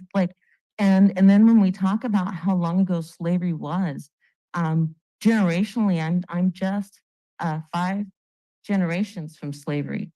So, and then, I was raised by my grandmother, who is 2, 3 generations from slavery. So it's not that long ago. And the feeling still exists in my community, who currently is fighting for reparations in this state across the nation. And I think that we would be wise to move forward and have some empathy for my community and some understanding that, yes, slavery did end, but this country still continues to have a lot of problems, especially with repairing the repair that needs to happen in my community. And one of the ways that I think that we could start to make that repair is to be cognitive and cognizant about the types of design styles that we say we are in support of. And while perhaps there wasn't someone to speak to this when Sea Haven and the Dunes and their architectural designs were brought before this body, I'm here now and I'm speaking up about it. So you might be hearing it for the first time from me, but I'm concerned about it. And with a decrease in my community of 1.5%, I'm especially even more worried about it, because I would like and I would love to attract more people from my community to move into Marina. I don't want to, like I said, I don't want to keep talking, but I think if I've made my point, if you have clarifying questions, I'm happy to answer them. Thank you. Again, just elaborating my points a little further. If we go to DC, there's Holocaust Museum. So people like me who have, no Jewish connection at all, learn from how horrible the Nazis were, through that museum. Or when I visited the South, especially Montgomery, where all the civil rights movement took place, there were a bunch of, so many museums. Rosa Parks Museum is one of them. So many museums that captured those civil rights movement. And even though I didn't live in that era, by visiting those museums, for me personally, I learned from those history, and those were not removed, or those were not covered. It is just out there. And people like me, based on my values and educations, I was the one who decide what route I should take. So that's where I'm coming from. Just piggyback on my stance. I guess what it comes down to is it's in somewhat intractable discussion point, because there are a lot of emotional feelings that tie to both. And I was just looking something up again. that I was thinking about to verify before I spoke, that there's also a challenge of colonial versus Spanish revival in the first place, and a difference in those, because the Spanish revival, the colonial history, I mean, that easy to translate back to East Coast European. I can see the slave trade and those very negative parts of our country's history from that. At the same time, that Spanish revival, that's the Spanish side, came not, it was seen as a very positive design architecture piece in Mexico. And it came up here in the 1920s and became a part of what really became California style. And so there's this very difference between wanting to get ahead and seeing success measured by, and I think about, and what I'm thinking about here is I'm thinking about the tour of the Adobe homes down in Monterey, and a lot of the history that's presented there. And a lot of that was pride of ownership, pride of getting ahead, and seeing that you were getting ahead was being able to build the courtyards, or having the second story balconies and the wrought iron, because that was a signifying that you had moved up in society to a middle class. And I'm not saying it's right or wrong, but that's a lot of those feelings. And so there's a lot of pride that comes from a lot of these architectural elements of being able to integrate those into the design standards that existed. And so when I look at this, like I said, I think this, I don't mind the standards. The problem is I don't know how do you label it correct? There is no correct title for this. And that is my challenge, is that, all right, we don't want to label it colonial. Okay, got that. We don't want to label it Spanish revival, but that's kind of where it started in California style, came off of Spanish revival in the 100 years ago. And we can call it Monterey because it has some very specific elements that came up to this region. Really, if you go down south slightly, down towards San Luis Obispo up to here, you kind of get the Monterey style. And so I think why we chose to go to Monterey was that we were representing and trying to honoring this region in the design standards versus, and pulling all these positive elements. And so even though the elements exist in other ones, when you integrate all of these individual elements together, then what we're doing is we're creating a style that is very unique to this region. And yes, the individual elements could be seen as, oh, their history of the original part of that element came from colonial style, or this part of this element came from Spanish or a Spanish revival in Mexico and then came up to the US. When you take it as a whole, just because the individual parts may have a background that is negative, well, we're not getting rid of those from the other standards. But when we put them all together into this standard of Monterey, what we're doing is we're saying we really see pride in the region and how this region developed over the last 100 years. And going back to how many generations removed here, you're 5 generations removed from slavery, which takes us back to mid 1800s to early 1900s, depending on how a generation is defined. But now the Monterey style really didn't come about until the 1920s to 1940s timeframe. And I think that's my challenge with it, is that there's a part of me that understands the elemental background on the naming of it. But when I do believe that when we pull all the elements together, we are really honoring something that is a very positive influence on our region, that the Spanish population that came here and carved out a design element, which is not easy to do. I mean, there was a very stalwart population that these are the things they want to build. And the Hispanic population has been able to basically carve out this whole standard that's recognized and honored for having this thing, and people want to build it. And even if we don't have the objective design standards, we still have whole neighborhoods right now that are being built around that to honor that, because that's what people want to see. And so that part of me that says we can see this as a glass half empty or half full, I completely understand where you're coming from. And I think that that's there, but I think to Commissioner Hur's perspective, what it does provide is it provides the other way of looking at it is it provides a way to honor a lot of what may have had very negative components to it, have turned into something very positive for our region that maybe we want to say, okay, yes, it's here, but how do we honor that? So let me just come back, and because I do want something that works for all of us, but I just want you to consider that while all of that was happening, then during this time frame where we're talking about the descendants of chattel slavery weren't offered those same opportunities.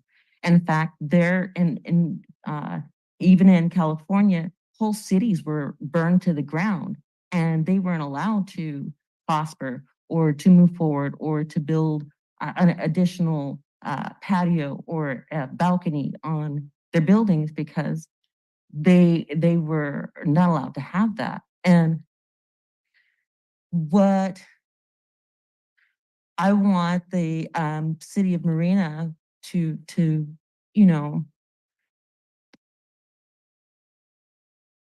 absolutely celebrate and honor the richness of our diversity.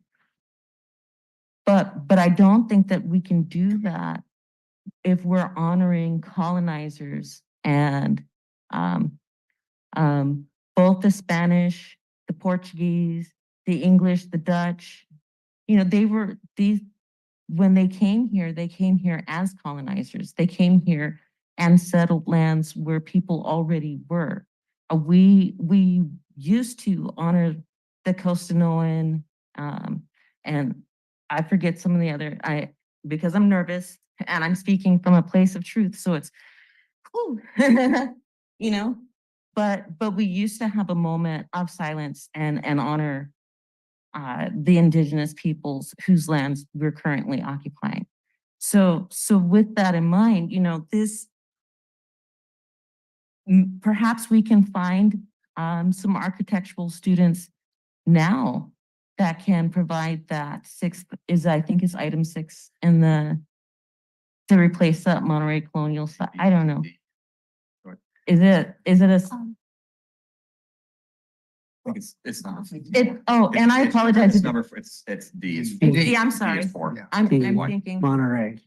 I apologize. And then I hear you, Commissioner Her, about being able to visit, the various museums and I mean, take history as and it is. take history 'cause lessons. It's not Yes. something that we are fabricating. It existed. Exactly. And so I just wanted to let you know that I do hear you and I do understand you. I don't know that has gone enough. Just looking at the current political, social, and economic standing of the entirety of the descendants of American chattel slavery. Can I ask a question? This is more for the staff. I understand where Commissioner Walton is coming from. And my question is, not related to architectural style, but completely different question. When I go to Pacific Grove by the ocean, there's mural that talks about Chinese fishing village and the history, that how it got burnt down and, so it was something that I learned, by looking at the murals. And in fact, thanks to Commissioner Walton, because I didn't know, before you mentioned it, I was not aware of Buffalo Soldiers or all this, African-American contributions in this area. So I'm just wondering whether there's a place or a mural or whatever artifacts that the city can have, just like we have Martin Luther King Absolutely. statue, by the library that talks about African-American contributions. And, if we start talking about, different sacrifices that happen in this country, it goes on and on. Irish will say that, oh, we got discriminated. Yeah, I want to just, So it goes on and on. So we can, yeah. to the chair, we actually, I don't know if anybody's going to comment. We still have to have public comment. I very much appreciate the commissioner's input on this issue. I feel like because we still have two other public hearings to go, I feel like there's been some healthy discussion. To answer Commissioner Herr's question, absolutely.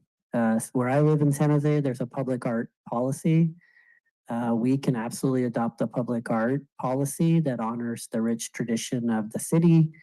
You know, the cultural diversity, the ethnic diversity, the military background, all that stuff can be and it can be a draw for economic development. It can bring people to our city. So absolutely, there are ways that also can be taken up as part of the general plan. There can be a policy in there that directs staff to prepare a public art policy.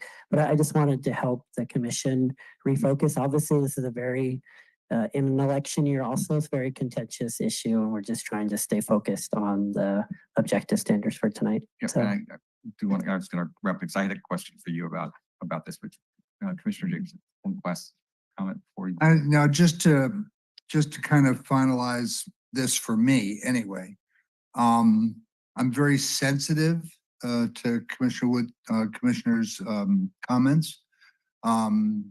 I was one person who grew up during the civil rights movement in New York. So I do have a deep, history with that and feelings about it. But since there's only one person here on our commission that can actually relate to this personally, I think that her comments should be taken seriously. And I also think that if D came out, there would be no harm, no foul. And so I don't know whether that's something that we want to, after the public comments, if we can vote on that and make a decision on that, or how that would work. I mean, that's completely within the That's- commission's right to make a motion and to say they recommend removing D. That's completely within the commission's right. Yes. So And that's what I was going to ask is, Simran actually, I think, has something that might help with this conversation. Yeah, thank you, Allison. I just, Chair and fellow commissioners, I just wanted to clarify one thing.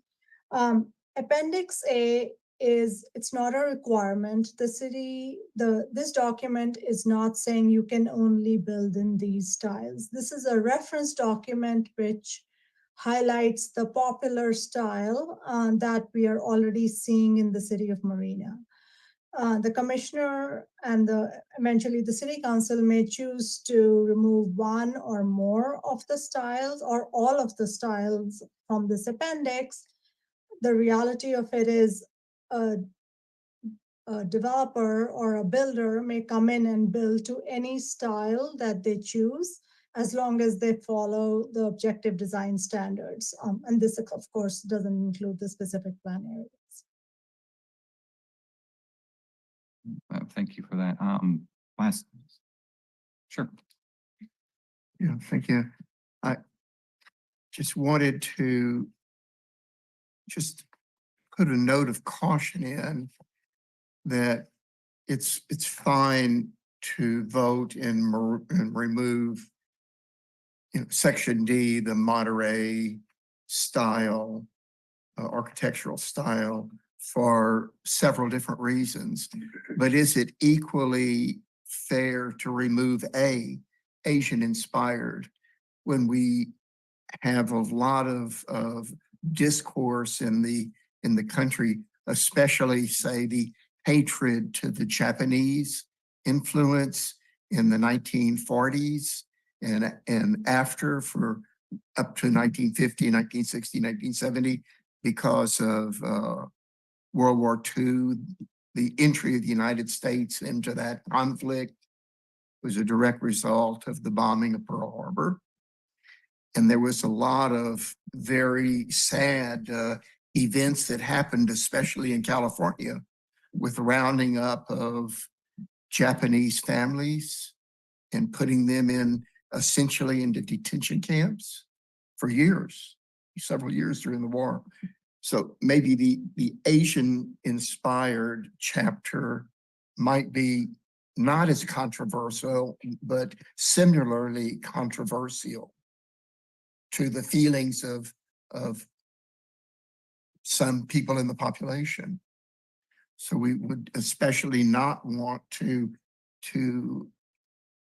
create any negative feelings of someone building an Asian style or a Japanese style home here when there might still be lingering animosity. And similar to Chinese, right now the vast feelings of the American population, every time you look at the TV with President Biden speaking, he talks about the evil Chinese Communist Party, and that is China. So every part of China is referred to now as the CCP. Well, Okay. there's a reference point, and I mean, depending on which side we focus on, I think the story will go endless. So if you talk about Chinese and the contribution that Chinese has made with the Golden Gate Bridge or Intercontinental Railway, then there is positive side. Right. So if we start, I mean, there are So pros and yeah, cons. I think we're starting to get off. Here's what I'm going to come down to, and I'm going to say we could take a vote, and I'm going to say that we're not going to take a vote or make a motion because, in the end, we know I can look at the group and I think we can all add up the sides that this is going to be, and it's not productive. That said, my question to the staff is if we make a motion, this is more of a staff action. And quite frankly, I want to punt this to the final authority, which is the city council.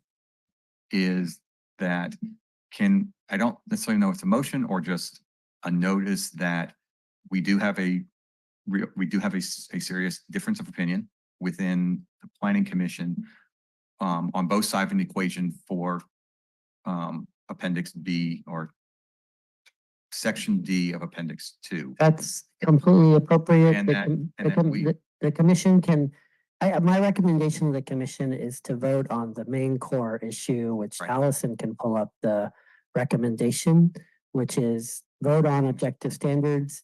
And you can either put in a proviso to your resolution that says, and the commission has grave concerns or comments about Appendix D, or you can have it as a separate motion that you can vote on the body of the project tonight and then have as a separate motion, and you can vote on that, or just say the commission wants to recommend that the council take a hard look at Appendix D. And so I'm going to go with the latter. Okay. Than the former. And it's really up to the commission. I think that's the direction we want to go with this, is that no matter how we vote for this, in the end, the city council is going to have this same conversation, and they get paid the big bucks. So they get that $200 stipend a year. And just to help out the commission, let me pull up the actual, I think Alessandra. You can pull it up, but I still have, we wanted to cover this and I want to appreciate that you all have been very patient and this was a big conversation piece for us back last fall when it came up the first time, and that was how we got to the wording side. And obviously there's still a lot of emotion tied to this because it is a huge deal in our community to try to address. So I know you had other things on the agenda, and by just fate, it was, objective design standards got in the way of you. And so I appreciate that. Would remind the chair, we'd still have to do public comment. I know. So. But I have a couple of quick questions actually on the objective design standards, because I didn't see them in the notes, but there are some changes that were made. So in Exhibit B, basically it's a code change under 4.26.4. Hold on a second, 4.2. It's like page 81, I think. Let me pull it up for the benefit of the audience. Sandra, I'll just use this as an example of a couple things that I saw, because I don't think we need to cover all of them. And as you're pulling that up, it basically talks about a block, a residential block cannot be more than, if it's greater than 400 feet, it has to have a break for fire protection. And that was the change that we made. And the change, when the original objective design standards were discussed, a block was defined as 450 feet. And neither the planning commission nor the city council made a suggestion that we reduce it from 450 to 400 before we have to have a break. And so my kind of two questions on this one were, number one, was that a discussion point between staff and our consultant that kind of said, oh, you know, something that more typical standard is not 450, it's 400. So we just made that change. And part B of that is from a fire department rescue perspective, is that 400 feet more standard fire department requirements for having a break? Or is that 4.2 point? but Could what you page? repeat the Yeah, what second? section? 4.26.4? So it's in the guidelines itself, not Yes. in the code. Got it. Okay. Simran or Alessandra, would you like to comment on that?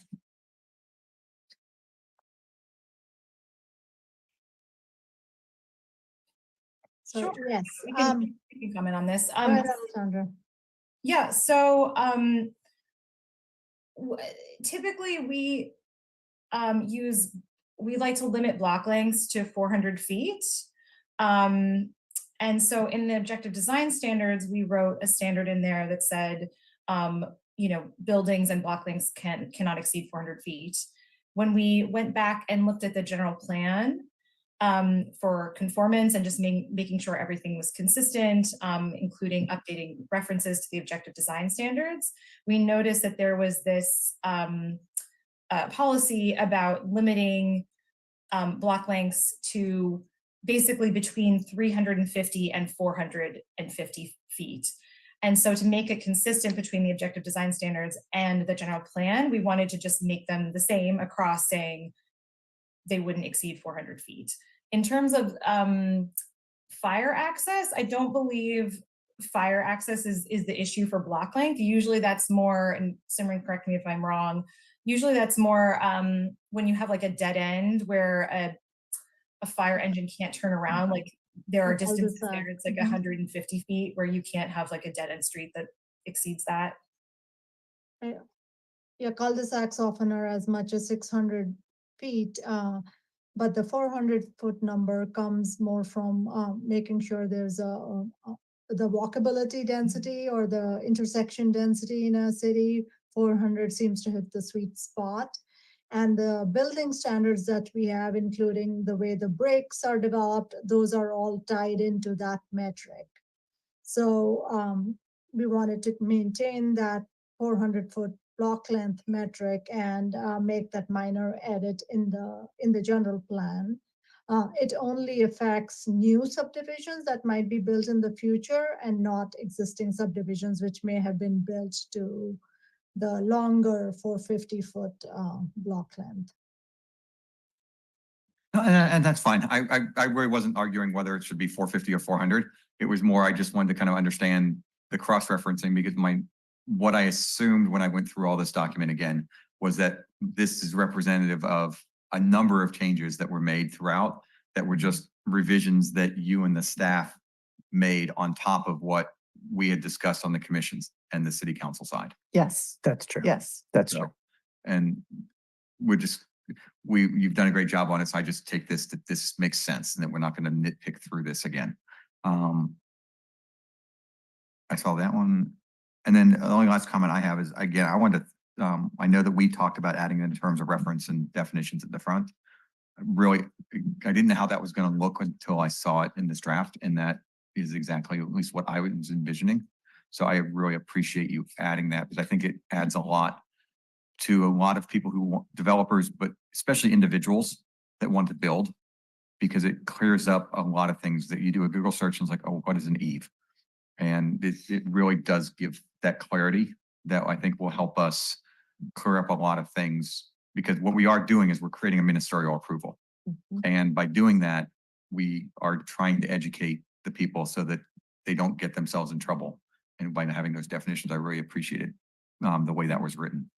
All that said, I think very long discussion for like 5 questions, but I appreciate that and raising that again. So we'll go ahead and bring the motion up. Yeah, I have to Public And we have to do comment. public Yeah, comment just first. public comment, yeah. I know, I don't know why. Thinking that, I haven't written in my notes, public And comment right here. through the chair, sorry to interrupt, because I know we really want to get public comment really badly. But I do need to bring something to the commission's attention as well as members of the public who might be watching on Zoom. We've learned that there has been a section inadvertently left out of the published staff report packet or the draft at the actual draft ODS that was published. It's correct in your packets that were sent to you, but I just want to share on the screen quickly that we did add, and this was actually at the request of our legal counsel, that we do specifically add this section 1.1.4 discretionary review path so that it is very clear to people. We've already discussed this, but so that it is very clear to developers and property owners that there is still a discretionary review path available should someone not, choose not to go the ministerial objective design standard. So for the record, I did need to just bring that to everybody's attention, public and on the commission. With that, please. Okay, so Any that made me comments think or- of the one thing that I couldn't remember. And this is, so we have a design review board that is a standing commission underneath the planning commission. In here, we call it the Site and Architectural Design Review Board. That's fine. It's technically called the Site and Architectural Design Review Board, but not to belabor this point, but the housing element will be actually looking at removing that body as a housing element That was policy. my question. It's not done yet, but this is simply to clarify that Okay, this which- discretionary review process is still available. Which then leads to my last my short one with this is that sits in here, and knowing that we are looking at making that change down the road, what is the review cycle and amendment cycle for the ODS in general? Is this something that we review every couple years to make major minor changes? How is that? Yeah, so the last 2 times we've gone to council, that question has come up. And I think consistently staff has said, this stuff is not written in stone, that we did agree to periodically, if there's issues not working for the applicants and property owners, we would absolutely take a deeper dive.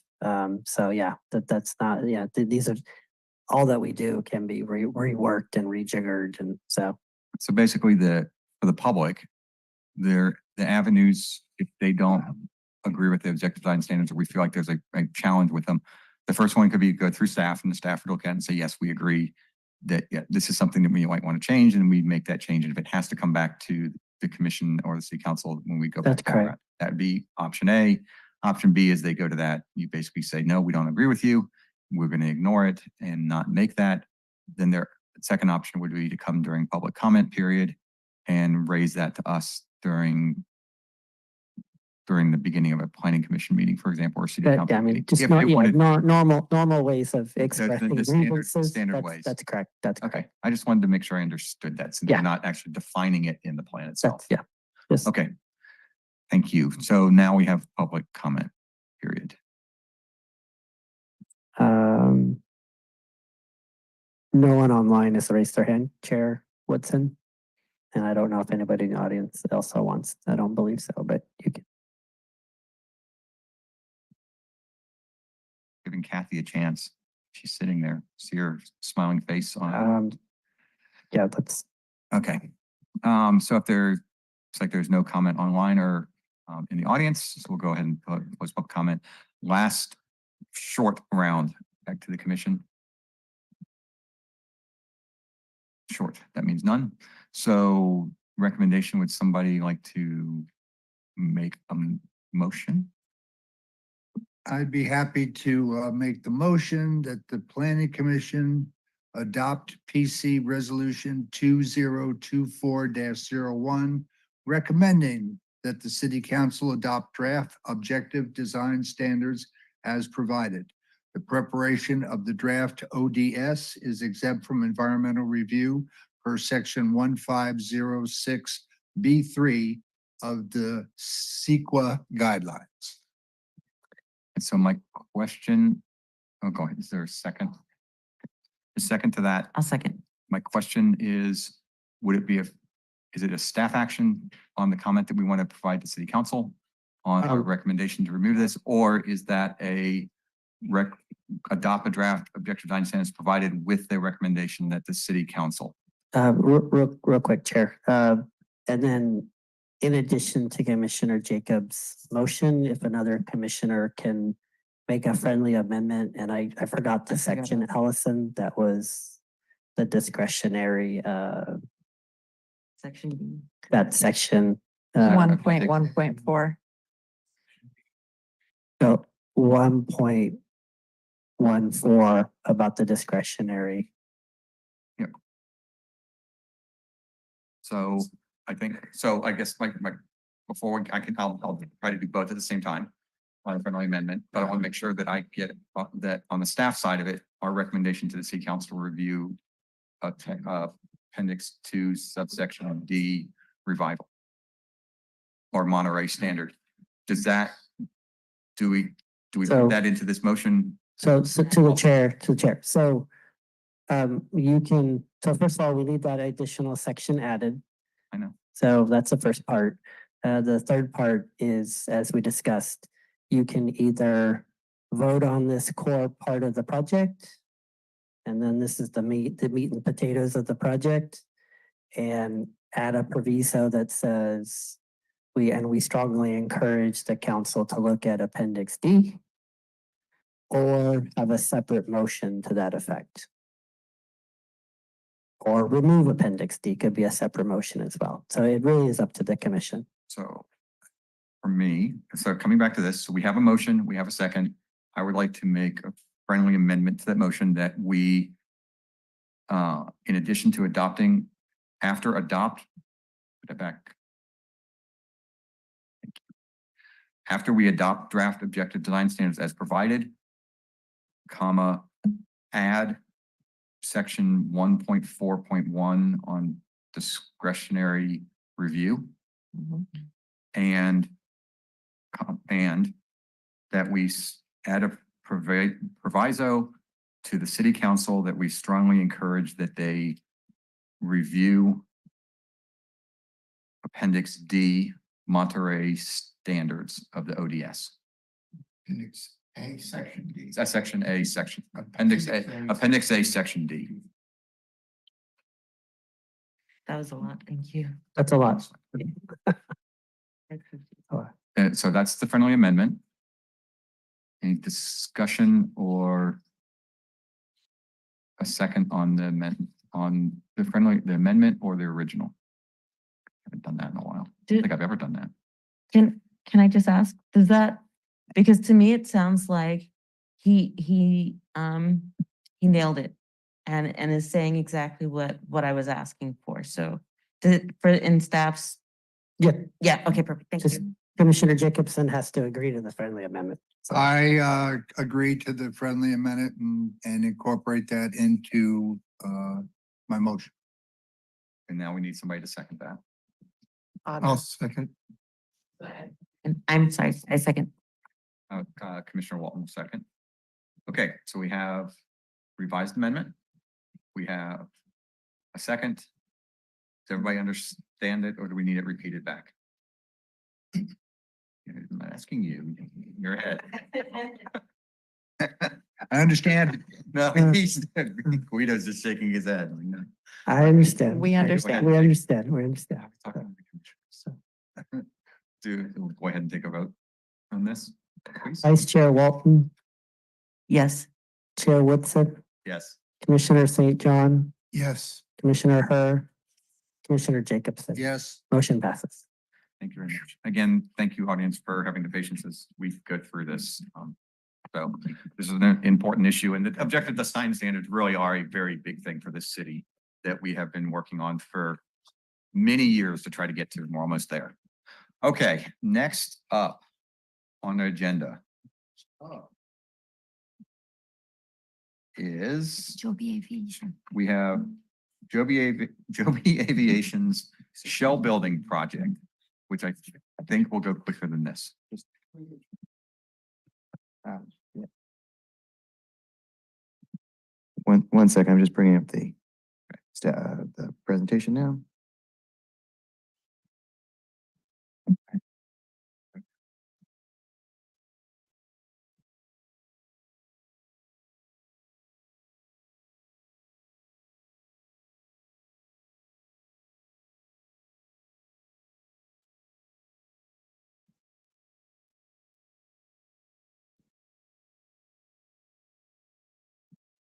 Oh, okay, I see.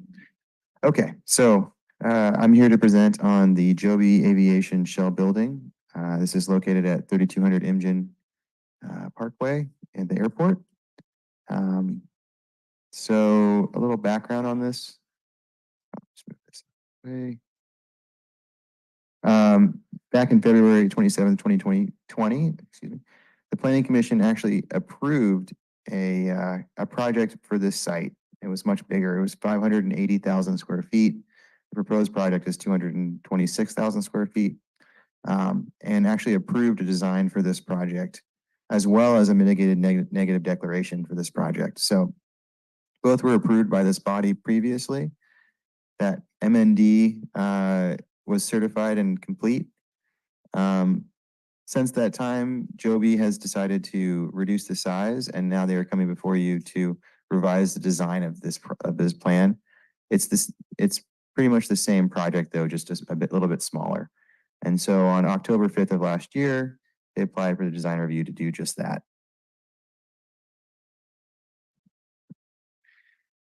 The project is fully consistent with the zoning and the airport master plan. So it meets all of the different zoning requirements that staff reviewed. It meets height, floor area ratio, lot area, and then the type of use that they propose is fully consistent with the airport zoning district. Oops. This is the site. Like I said, it's in the airport. It's quite a large site. As you can see here, the proposed site plan, the building is proposed to be directly behind the Joby Aviation tent, which is behind the building at 3200 Imgen, Building A. On this site plan here, you can see quite a large number of parking spaces. Staff went back and forth with the applicant about parking, and I'll get to that a little later.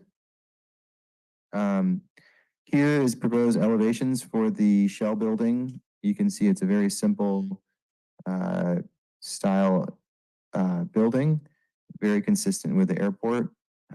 It's going to have prefabricated metal siding. Here you can see the color key. It'll be mostly white, and with for the main sides of the building will be polar white, as well as some of the accent details. And then parts of the building will be black swan, specifically the roof, and then there'll be some gray.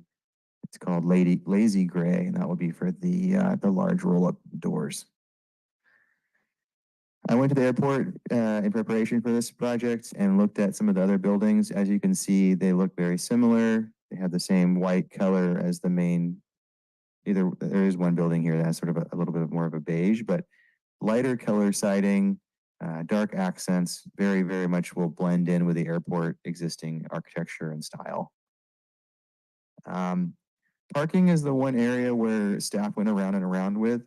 We received an operation letter from Joby for the proposed site. They expect to have at their peak 70 employees. That includes, you can see on this table here, which is actually part of the staff report, they plan to have 24,000 square feet of aviation-based services, including flight instruction. So this is where they're going to have an area where they're going to have flight simulators inside this building. They're going to have 50 employees. That includes people that are going to teach as well as students. They're going to have 24,000 square feet of shipping and receiving. They expect to have up to 8 employees there. And then the main core area will be sort of a flex use in terms of it'll mostly be aviation-related manufacturing, assemblage, research, and storage.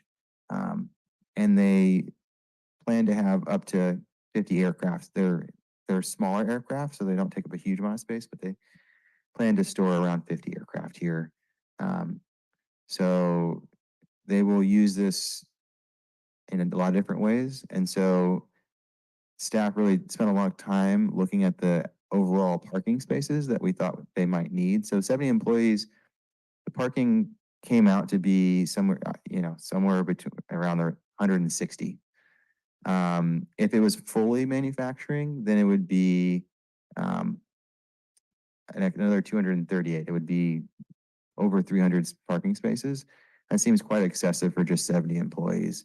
So what staff has done is we averaged the manufacturing use and the storage use, and then divided that by 2 for 126 to come up with 160 total. And then, so there'll be more than 2 spaces per employee. And then we added a condition of approval that basically states if at any time they go above 100 employees, then they'll have to work with staff up to the maximum number of parking spaces for aviation-related manufacturing assemblage. So with that condition of approval, there's no worry of them ever having not enough parking spaces. But it is a little confusing, but staff wanted to be fair, but also not make them stripe 300 spaces right off the bat.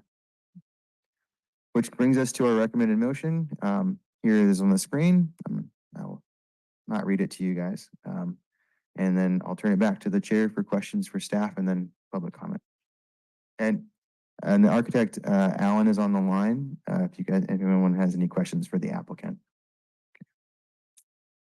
Commissioner Jacobson. Oh, and Chris Nutley too. Thank you.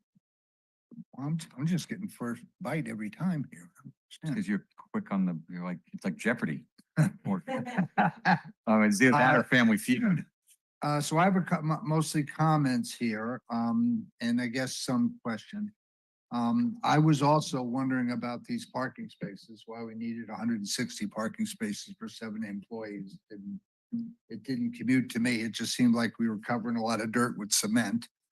Number 2 is in the plan, nowhere do I see anything about employee break areas or an outdoor break area or anything that accommodates people to have, lunch or breakfast or whatever they need to have while they're working. So I'd like to know if that's addressed anywhere. The other thing I want to say was I guess it's consistent with the airport, but I didn't see any mention or discussion of any landscaping, any plants, any green cover, nothing there. It just looks very a white building that's sitting in a desolate area. And from the picture, I can't really tell where Reservation Road is, but I'm thinking this building is going to be visible from Reservation Road. Would that be correct? Do the topography and the site. I can probably as you're driving by, you can if you can where you see the tent, it'll be right behind the it. tent. Yeah. So this is going to be on the other side of the tent. So Yeah. so it's going to be pretty visible, and I don't know. It's we don't have design standards yet, but it's not appealing to me. And so I did notice that we do have contemporary industrial, design standards now. We didn't have them then. So I realize they can apply, but I just think that particular building where it sits as it relates to, the entrance into Marina on Reservation Road, it just doesn't seem that it's going to enhance the entrance to our city. So I was wondering if some of those items could be addressed. I can answer the first couple, and then I'll probably turn it to the applicant for the last questions. So they do utilize a good number of buildings beyond this site. They operate a full kitchen for Joby staff at another location within the airport. So they have a full area where they provide lunch, breakfast, multiple meal, and sometimes dinner as well. That's fully staffed with people that prepare food. They also have access to the aviation lounge, which everyone that uses the airport, anyone who leases hangar space or any space within the airport can use the airport lounge, anybody who has access to that. So they'll have access to that as well. They also have, so this is just a shell, which is probably more to the point. They will come later with tenant improvements to put stuff within the shell. It won't just stay an empty shell. So the first phase of this is to do the large shell. What they've shown is what they are expecting to put in these spaces. So they're giving us an idea of use, which is a requirement under CEQA to show what they're eventually going to use it for. But the actual interior of the building will look very different, I assume, in 5 and then in 10, 20 years from now. So they will change the interior quite a bit. And that will be done through building permits and staff review. And there may be some more additional design review, but within the airport land use district, it does have landscaping requirements. Part of that landscaping requirements is to either have like drought tolerant, simple landscaping or natural landscaping. So you also had a comment about paving over. It's already paved. So this is already an existing paved over area of the airport. There's no undisturbed ground that would be changed. So they're just putting a building on a large paved area, if that makes sense. I'm not quite sure how much grading they'll do or if they're going to pull up some of that pavement to put the building down. And I'm not quite 100% clear on that, but yeah, it's already paved. So they're just striping existing pavement. And then I'll turn it over to the applicant to respond to the architectural questions. We have Alan, the architect, on the call, so let him speak to that. Thank you, Nick. I believe the question had to do with the look of the building. And at this point, it is just a very simple building that is similar to the other projects, the other buildings that are there at the airport. We could apply some articulation beyond what we have. We have included within the shell building 3 toilet cores that we felt would be necessary to put in with the shell, what disturbance we would be doing. The building will be on top of the existing tarmac with the surrounding pavement remaining beyond that as well. If there are specific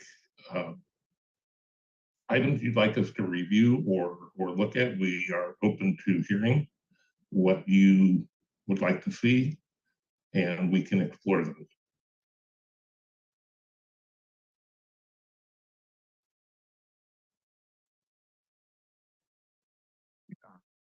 Richard, do you have any follow-up that you wanted to ask him or not?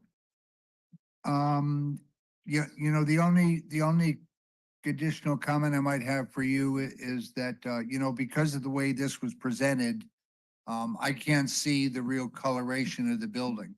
So the building might actually look better than I'm anticipating it looking like. So I guess at some point, will we see that? Or is it? Like colored renderings of it? Uh-huh. We don't, the applicant did not prepare colored renderings for this project, no. Okay. So that was it, Alan. That's what I was wondering about. I just didn't want it to be an eyesore coming into the city. No, it's the same color scheme that the other buildings that Joby is occupying currently, with building 524 and 527. Yep. All right, thank you. Back to you, Chair. Thank you. Any other comments? To the chair, if the commission is moving towards recommendation, the motion can be to direct staff to work with the applicant to identify more articulation on the building.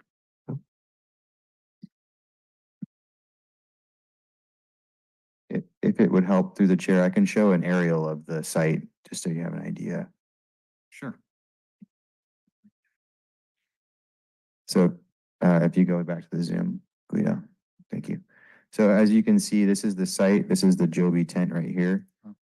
So this is the site behind it. That's in question of where they're going to put the building. So originally the 580,000 square foot building would have gone just north of this site as well. So they're just sticking with this existing tarmac here, as Alan stated. So thank you. You can just leave that up for the moment, I think. Sure. Yeah, I mean, it's just, this used to be aircraft parking space right there. And then if you go to the northeast of that, that was where helicopters, that's where all the helicopters were parked on those pads there.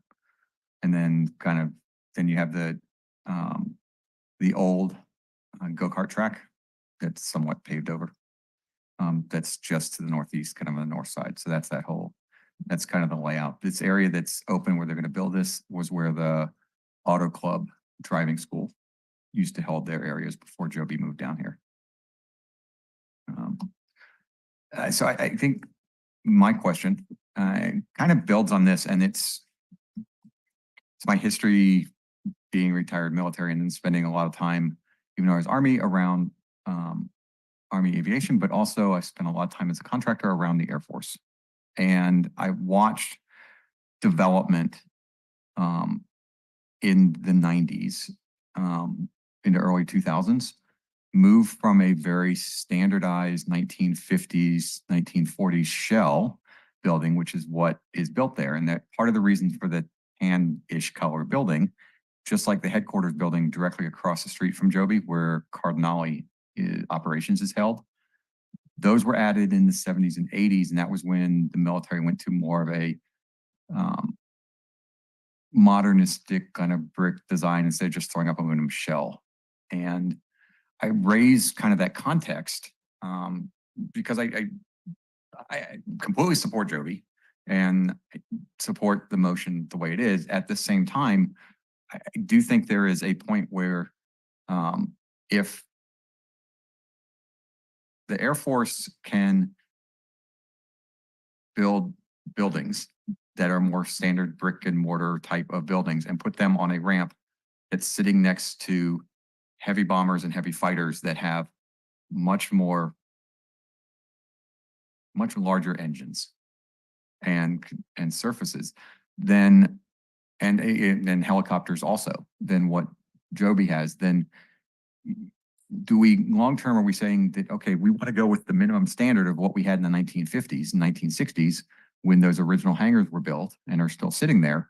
Or do we want to move that in the entire complex long-term into something that is more along the lines of what the military was already starting to move that airfield toward design-wise, because they were already starting to replace the 1940s and 1950s weary type congressional buildings to a different design standard. And I'm not going to change that now, and I'm going to look at this, but I think that from a staff perspective, as we move forward, looking at trying to say that, oh yeah, we want to stay where we were in the 1950s, just because that's where the other buildings are. Yeah, one is much cheaper than the other. And again, I don't want to, that's, I think my kind of, not concern, but my take on this is that there are newer standards that exist for mixed use around aviation airfields that exist around the country. And long-term, we don't have to have a nice brick and stucco building. That would be great if they had that, but we don't have to have that. At the same time, is there something that we can work with on the staff that creates more of a pleasing kind of upgraded structure that, again, is where we're trying to move to as a city? And just because it's an industrial factory area, research area, does not mean that we don't want to kind of have that improved standard there also. So the answer to your question is so just to take a step back. So the focus of the commission right now is you're acting in a quasi judicial manner on a design review permit, and the task before the commission tonight is to apply the standards as of written today to this particular project. Staff has articulated that the applicant meets all of the design standards So barring the commission or outside evidence being presented today of why there should be a denial, the commission is highly encouraged to support this because as written and as submitted today, the project is fully compliant for this particular project. We do note the chair's concern and comment, and we can definitely, if there's a recommendation for approval, the commission can direct staff to work with the applicant on potentially additional articulation in this building, and moving forward, we can absolutely work with them. But the role of the commission today is to apply the standards as we have them today. So I understand that. We also opened the door and the applicant asked us for our opinion. So that's our opinion. So that said, can you hold the motion back up? But I'm fine. I'm down. I don't necessarily know that we even have to add the articulation. I think that contextually the staff understands, and I mean, So through the chair, if I may, so the applicant does have their hand up. They do want to speak, I believe. sure. And then there's also still Public public comment here. as well, of Right. course. So give it back to the chair. Well, I think we're going ahead and giving it back to the applicant. Alan, there we go. Did he stopped? He lowered his hand, I guess. George, did you want to This speak? is George. This is George at Joby Aviation. Thank you so much, Chair, and thank you, Alan, for the presentation. I oversee state and local policy. My colleague Chris Nutley is the brains of this operation, is our head of facilities. He's also hopefully on the call joining with me. I just wanted to first say thank you so much for even putting us on this agenda and considering this opportunity at so late in the evening. But I wanted to address the 2 points that were raised because those are incredibly accurate and a testament to kind of what Joby is trying to do in Marina. The question regarding the architecture and the look, I am not the architect. Like I said, I'm the policy guy, so I get to talk to the elected officials. I think someone said the ones that make the big bucks over there at City Cal.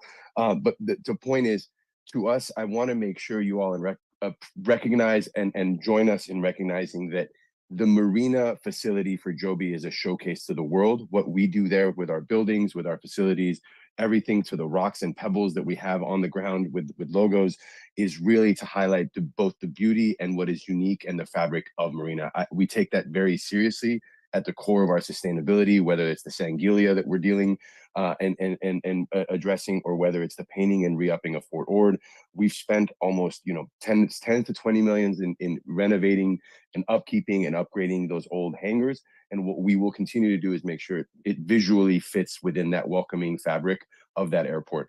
To the second point, in terms of it would be great to make it more than just an industrial part, wholeheartedly agree with you. That is at a core of what Joby is doing with our eVTOL. We need to change the traditional dynamics of what you imagine at a airport adjacent facilities would look like, the traditional nuisance of aviation, noise, etc. This is hopefully changes that fabric and gives us an opportunity to reimagine how we can use those spaces. But the balance with that is making sure we comply with the FAA, stay compliant with the FAA rules and your airport rules and the city rules, and maintain that facility there as much as we can as an aviation facility. As much as we love our cafeteria, you're all welcome. We do serve 3 meals a day out there, so welcome to have you all there and visit. That is off the airport grounds, and we're making sure that the hangars and everything stays on for aviation and aeronautic purposes. So again, just wanted to articulate those 2 points and say thank you so much and appreciate all of your time. Thank you very much for the updates. And again, I speak for the commission. I probably speak for the staff, and I know in the council for the same way. We all love having Joby Aviation here, and we appreciate anything that you do and add to it. So again, I think you're right. Ultimately, as your research and development facility, this is the showcase place where you bring a lot of your international potential and current customers to showcase what you're trying to make, which is cutting edge innovation. And that's why I think from my perspective, I will ask on this one. I don't think we necessarily need to ask for articulation and add that as a modification to the motion. I think this was more just more comments that we had, knowing that you and Joby already work closely together, and we don't have to tell you to do that. I fully agree that we don't need to force any relooking at additional That's fine. It was just merely a suggestion. So. If you really want us to direct you what to do. So, we'll leave that up, again, the city council. You want to bring up the motion so can somebody, after public comment period? Any public comment? Well, I keep getting that today. Nope. Okay, no public comment on this. All right. I have it up. Okay. Commissioner Herr would like to make the motion.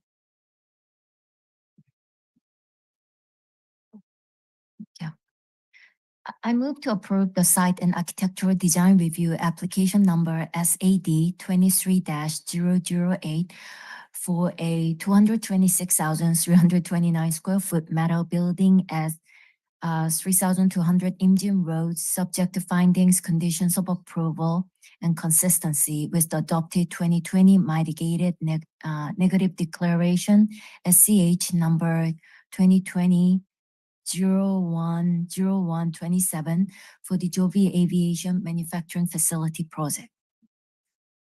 And the rest is for the staff to complete. Yeah, I second the motion. Okay, so we have a motion, we have a second. Any other friendly amendments or anything? No, so we'll go ahead and take a vote, please. Vice Chair Walton, Yes. Chair Woodson, Yes. Commissioner St. John, Yes. Commissioner Herr, Yes. Commissioner Jacobson. Yes. Motion passes.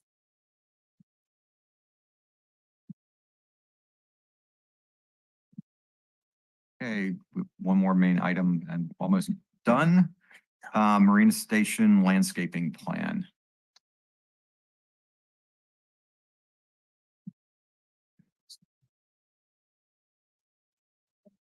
Chair and Commissioners, I'm Allison Hunter. I'm the project manager for the Marina Station Entitlements Project. And this landscape plan is one of many, many large items they have to complete before they can put a shovel in the ground.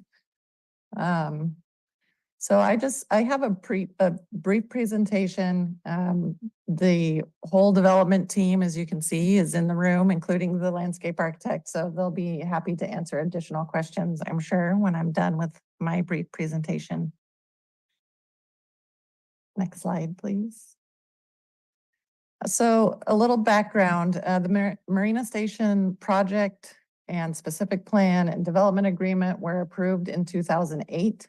This means that the project is fully entitled and no additional permits are needed at this point unless specified in the 40+ conditions of approval included in the original adoption.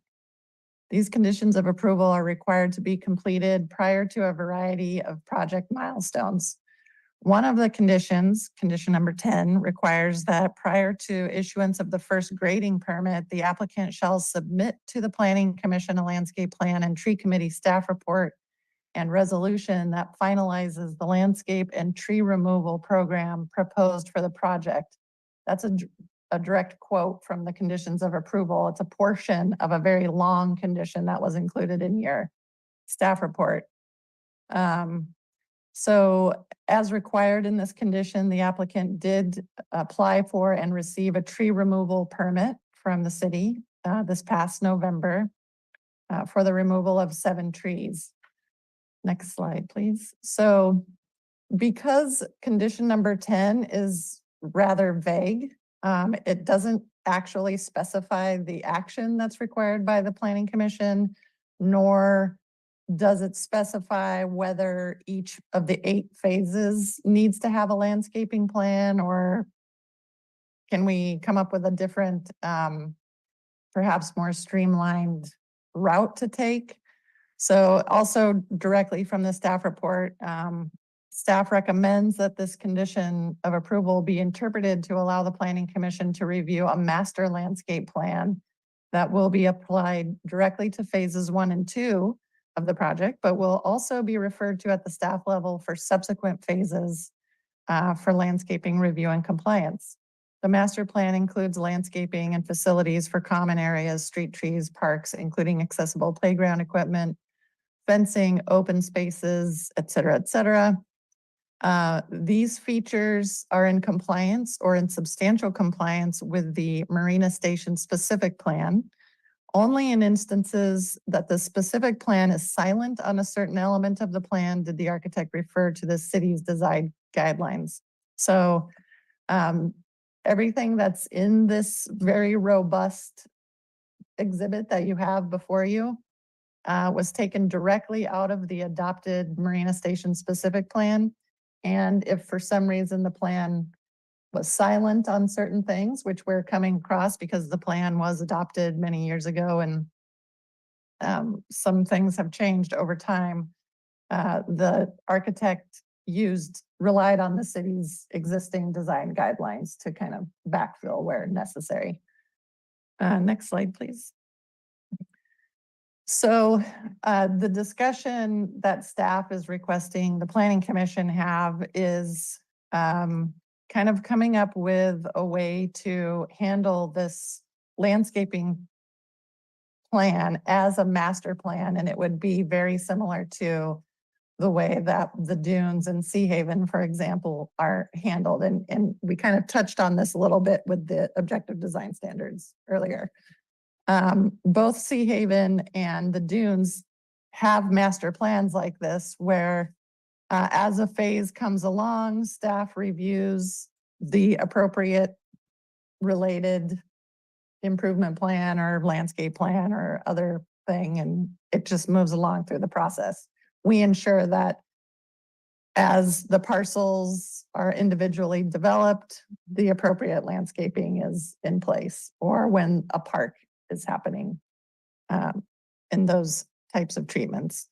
So where staff has interpreted this condition this way and is asking the Planning Commission to accept these landscaping plans as a master plan that would henceforth be referred to as each phase comes along, and it would be staff review, much like we handle Sea Haven and the dunes.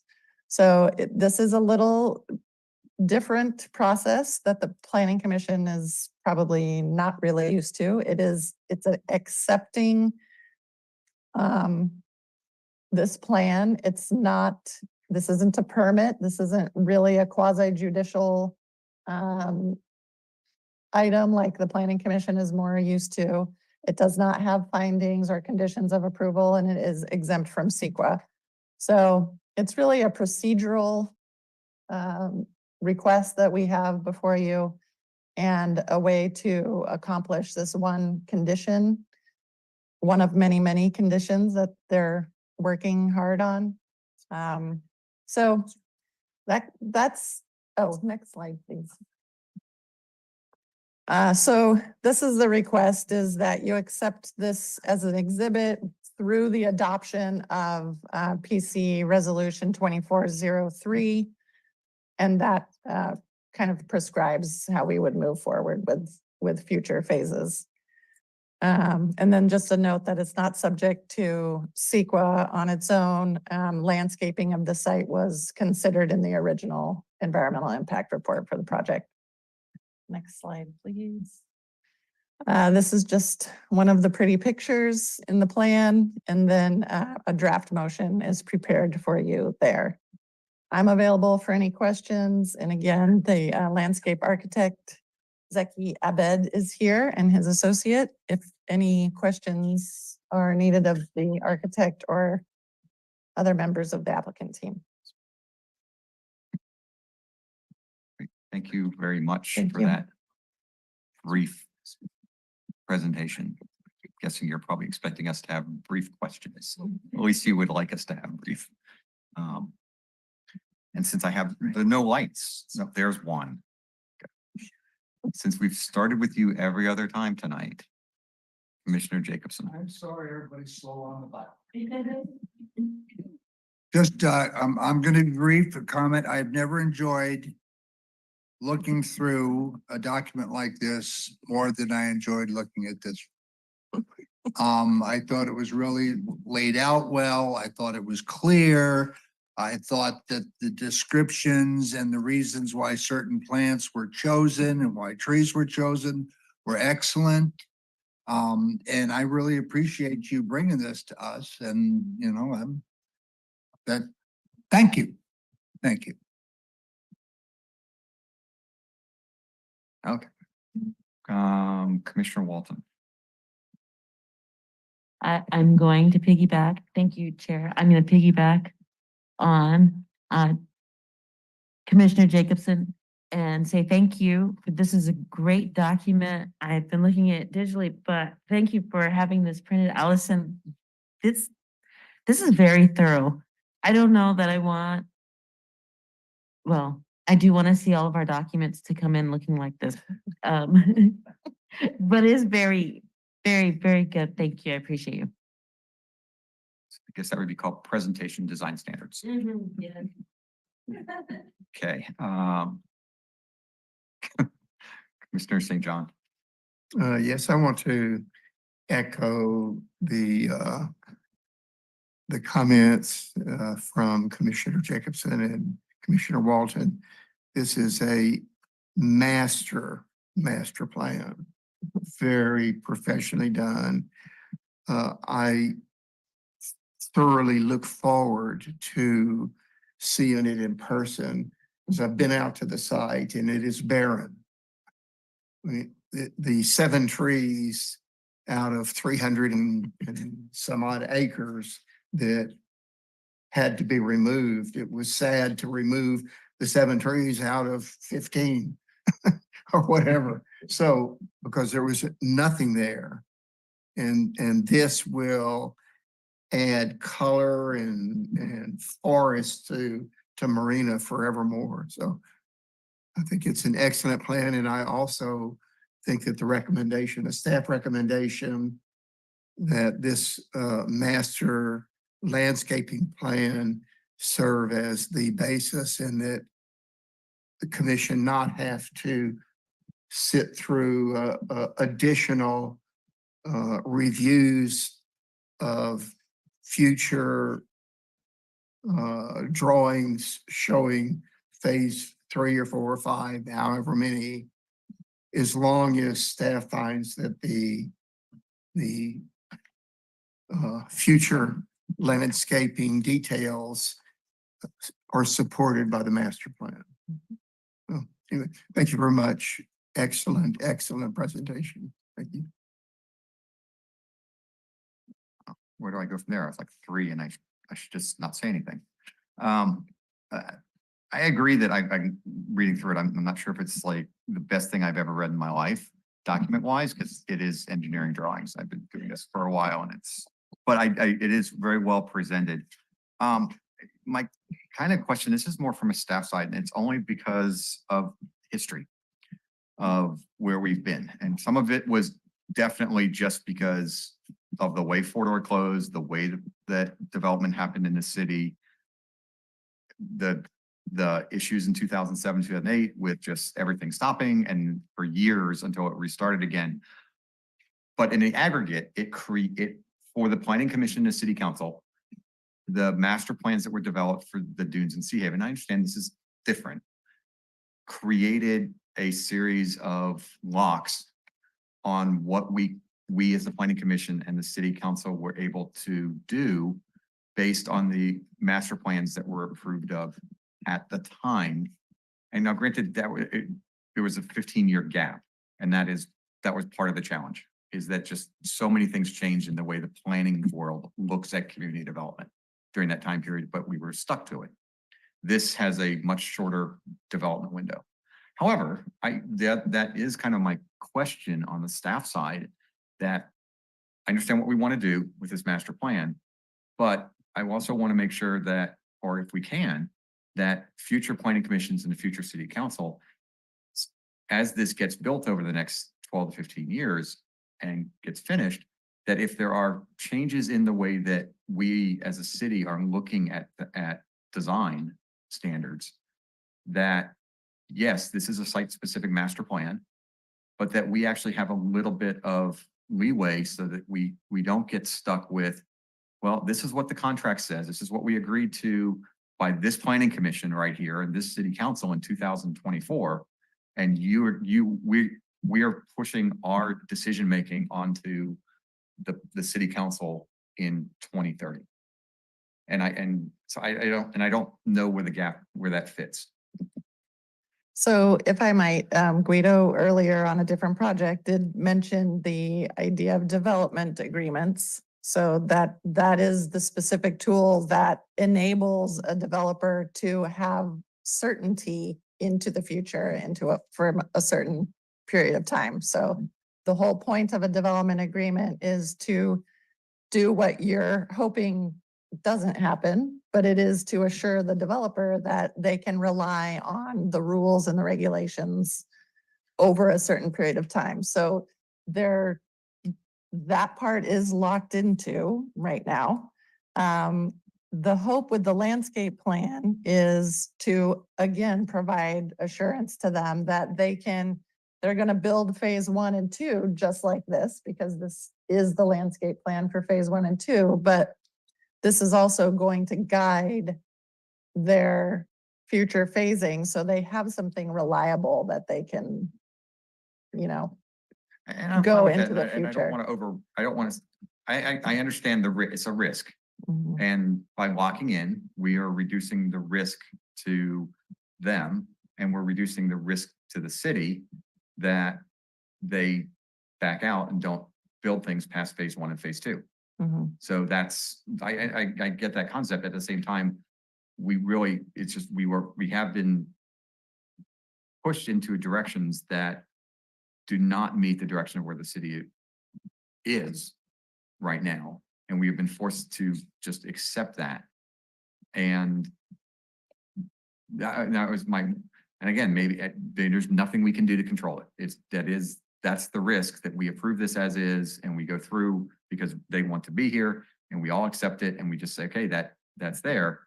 At the same time, I have sat in this planning commission and watched developers come before us and basically threaten us and say, if you don't approve this, we'll just sue you. And this is on something we were going to approve.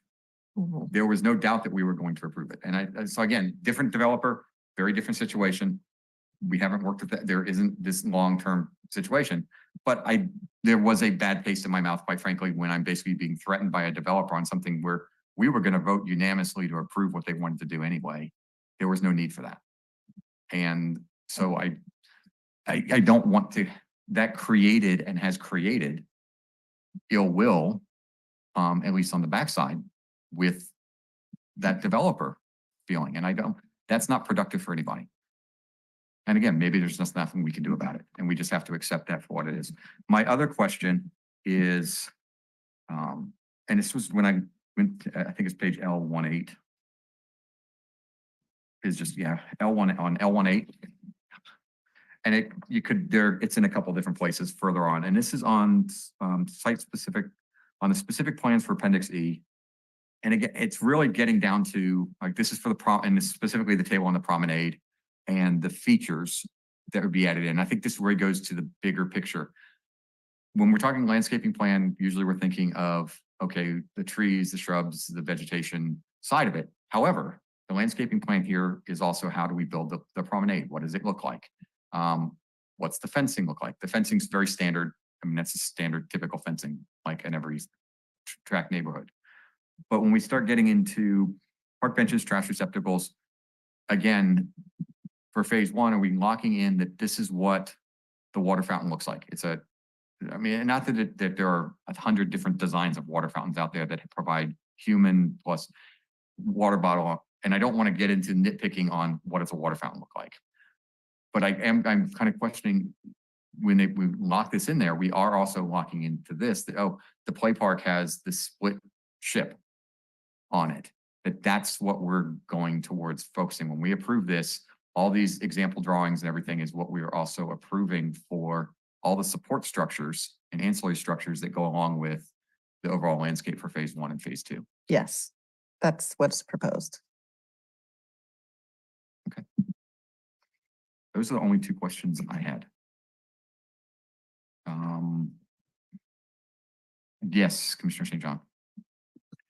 Thank you, Chair. Just to address your your concerns and especially your past experience with an unnamed contractor or developer with the threats one way or another. I've worked on the tree committee, a very early phase of this project.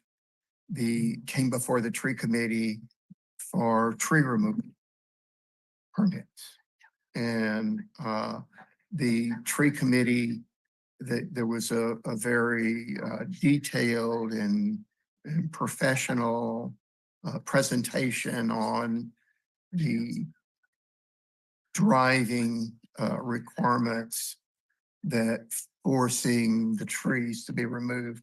And in particular, the focus of tree removals was in one tiny little park that was a very steep hillside park that required, and the park already had several amenities that were non-negotiable.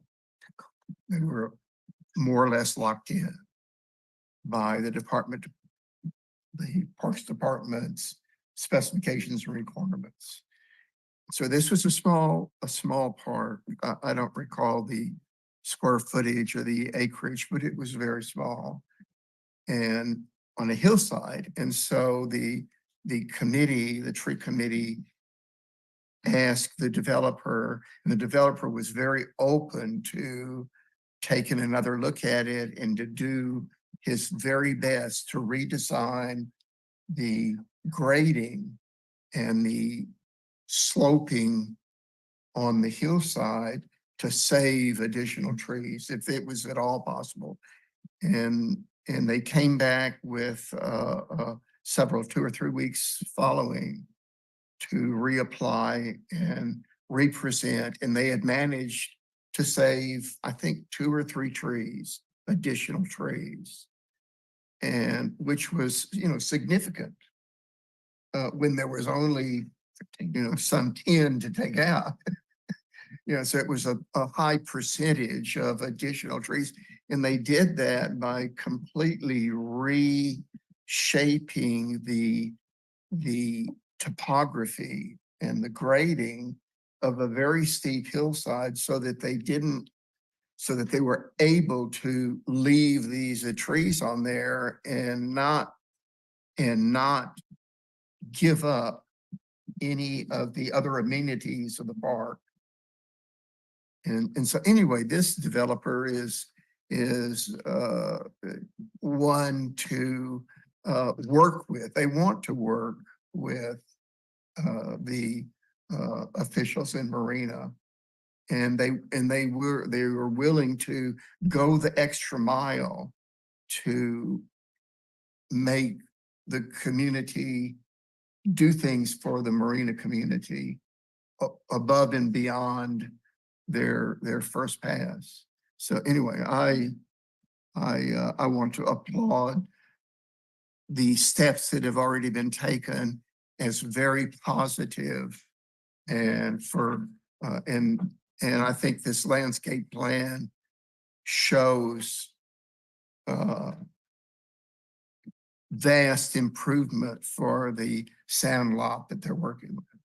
No, I agree, and I appreciate that. Actually, mine is even simpler, and this is why I mean, overall, I support this, is that actually mine, it's on page L20, and it's not the drinking fountain, it's not the barbecue grill, it's actually number G.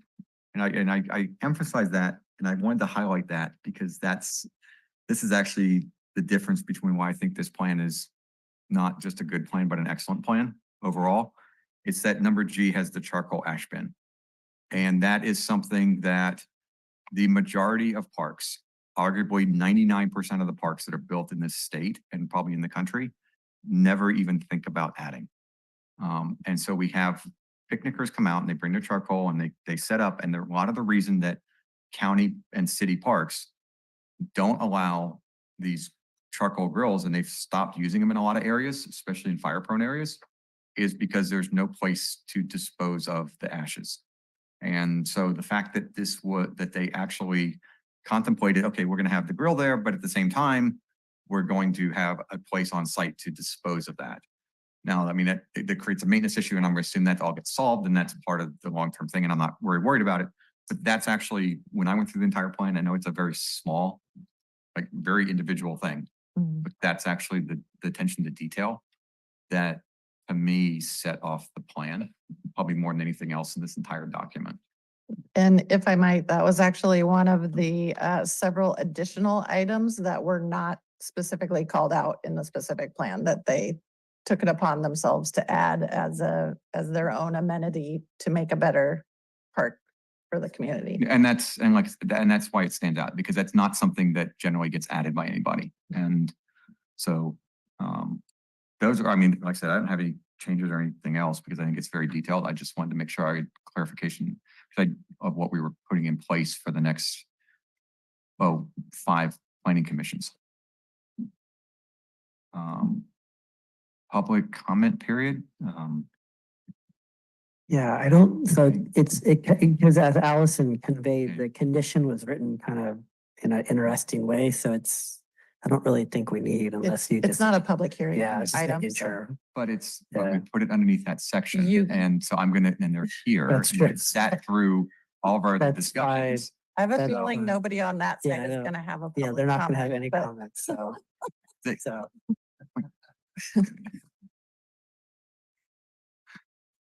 So, Chair, we have no one online asking to speak, and with no one in the audience that's conveying the request to speak. So I think we can just go on into, again, now we're like, okay, it's not a motion, but it's just, now We are we have to requesting make a a motion, motion. yes, yes. See, ultimately, it's a motion, it's in the motion section of the thing. I had to open it to public comment, and they still do that, because ultimately, at the end, I still have to make a motion. So, so here we are. Commissioner St. John, would you like to make the motion? Yes, I would be honored to make the motion. I move to adopt PC Resolution 24-03, accepting the Marina Station Master and Phase 1 and Phase 2 landscape plans as presented. Acceptance of the landscape plan is not a project subject to environmental review per section 15378 B5, as it was considered as part of the original EIR for the Marina Station specific plan, SCH number 200-506-1056. I second. Okay, we have a motion, we have a second. Any amendments, anything we want to change? Nope.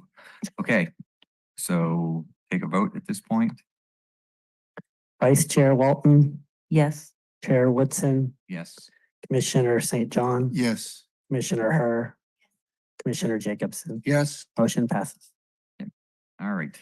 It's the end of that one. So I think we're got to the last little things. All right. So that finishes number 9. Number 10 is other items. Actually, I'm going to switch 10 and 11 just because I'm making that decision. I'm going to do that. Number 11 is correspondence and staff package updates. There is Anything? none. Okay. So now I want to come back to 10, which is other action items. So, and that is appreciation for Commissioner St. John, who is finishing up his term on the Planning Commission and simultaneously on the Tree Commission. What I want to make sure is added into the record is that over the 2 years that he has worked on this commission, we have made substantial changes and updates and to things. He is one of our most trained commissioners because he's taken the time and the ability to go out there and attend a lot of our training sessions. And over the last 2 years specifically, I've seen tremendous, personally, just tremendous input that has really helped us make, I think, good decisions to help the city. So we are greatly going to miss you, and then hopefully down the road you will consider running and bring a nomination packet to come back to the Planning Commission.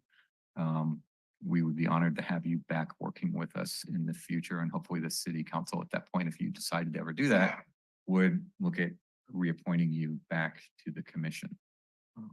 So thank you very much. And we'll leave the last comments to you. Yeah, thank you, Chair. Thank you, Vice Chair, for all of your support for Planning Commission duties. Your input is always valued. And to my left, yes, the names always forget. But anyway, my fellow commissioners, thank you very much for all the support and guidance that you bring, make our jobs easier. And most of all, I'm going to stand up for this. Most of all, I want to thank Guido, our boss, and his staff that make our job very, very easy.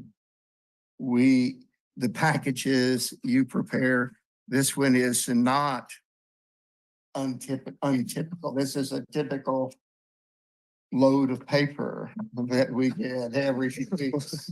Okay? But it is always thorough, always comprehensive, and it's our job to nitpick it, and that's all we can do. You're welcome. We rarely ever change the substance of what you've done. So if it wasn't for the staff, the Planning Commission would have to work 10 times harder. So anyway, thank you so much. You're welcome. You've made Thank you. my Thank job you. very Thank you. easy. Thank you. Thank you. Appreciate it.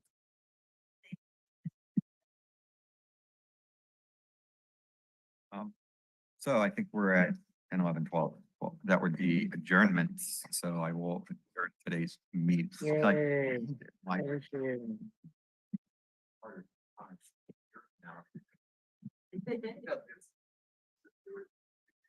I just want to commend the commission. You guys got through pretty meaty topics tonight. Pretty impressive, that 200,000 square foot Joby building. In some cities, that would be a 6-hour public hearing. The objective standards, there was a lot of good, healthy discussion.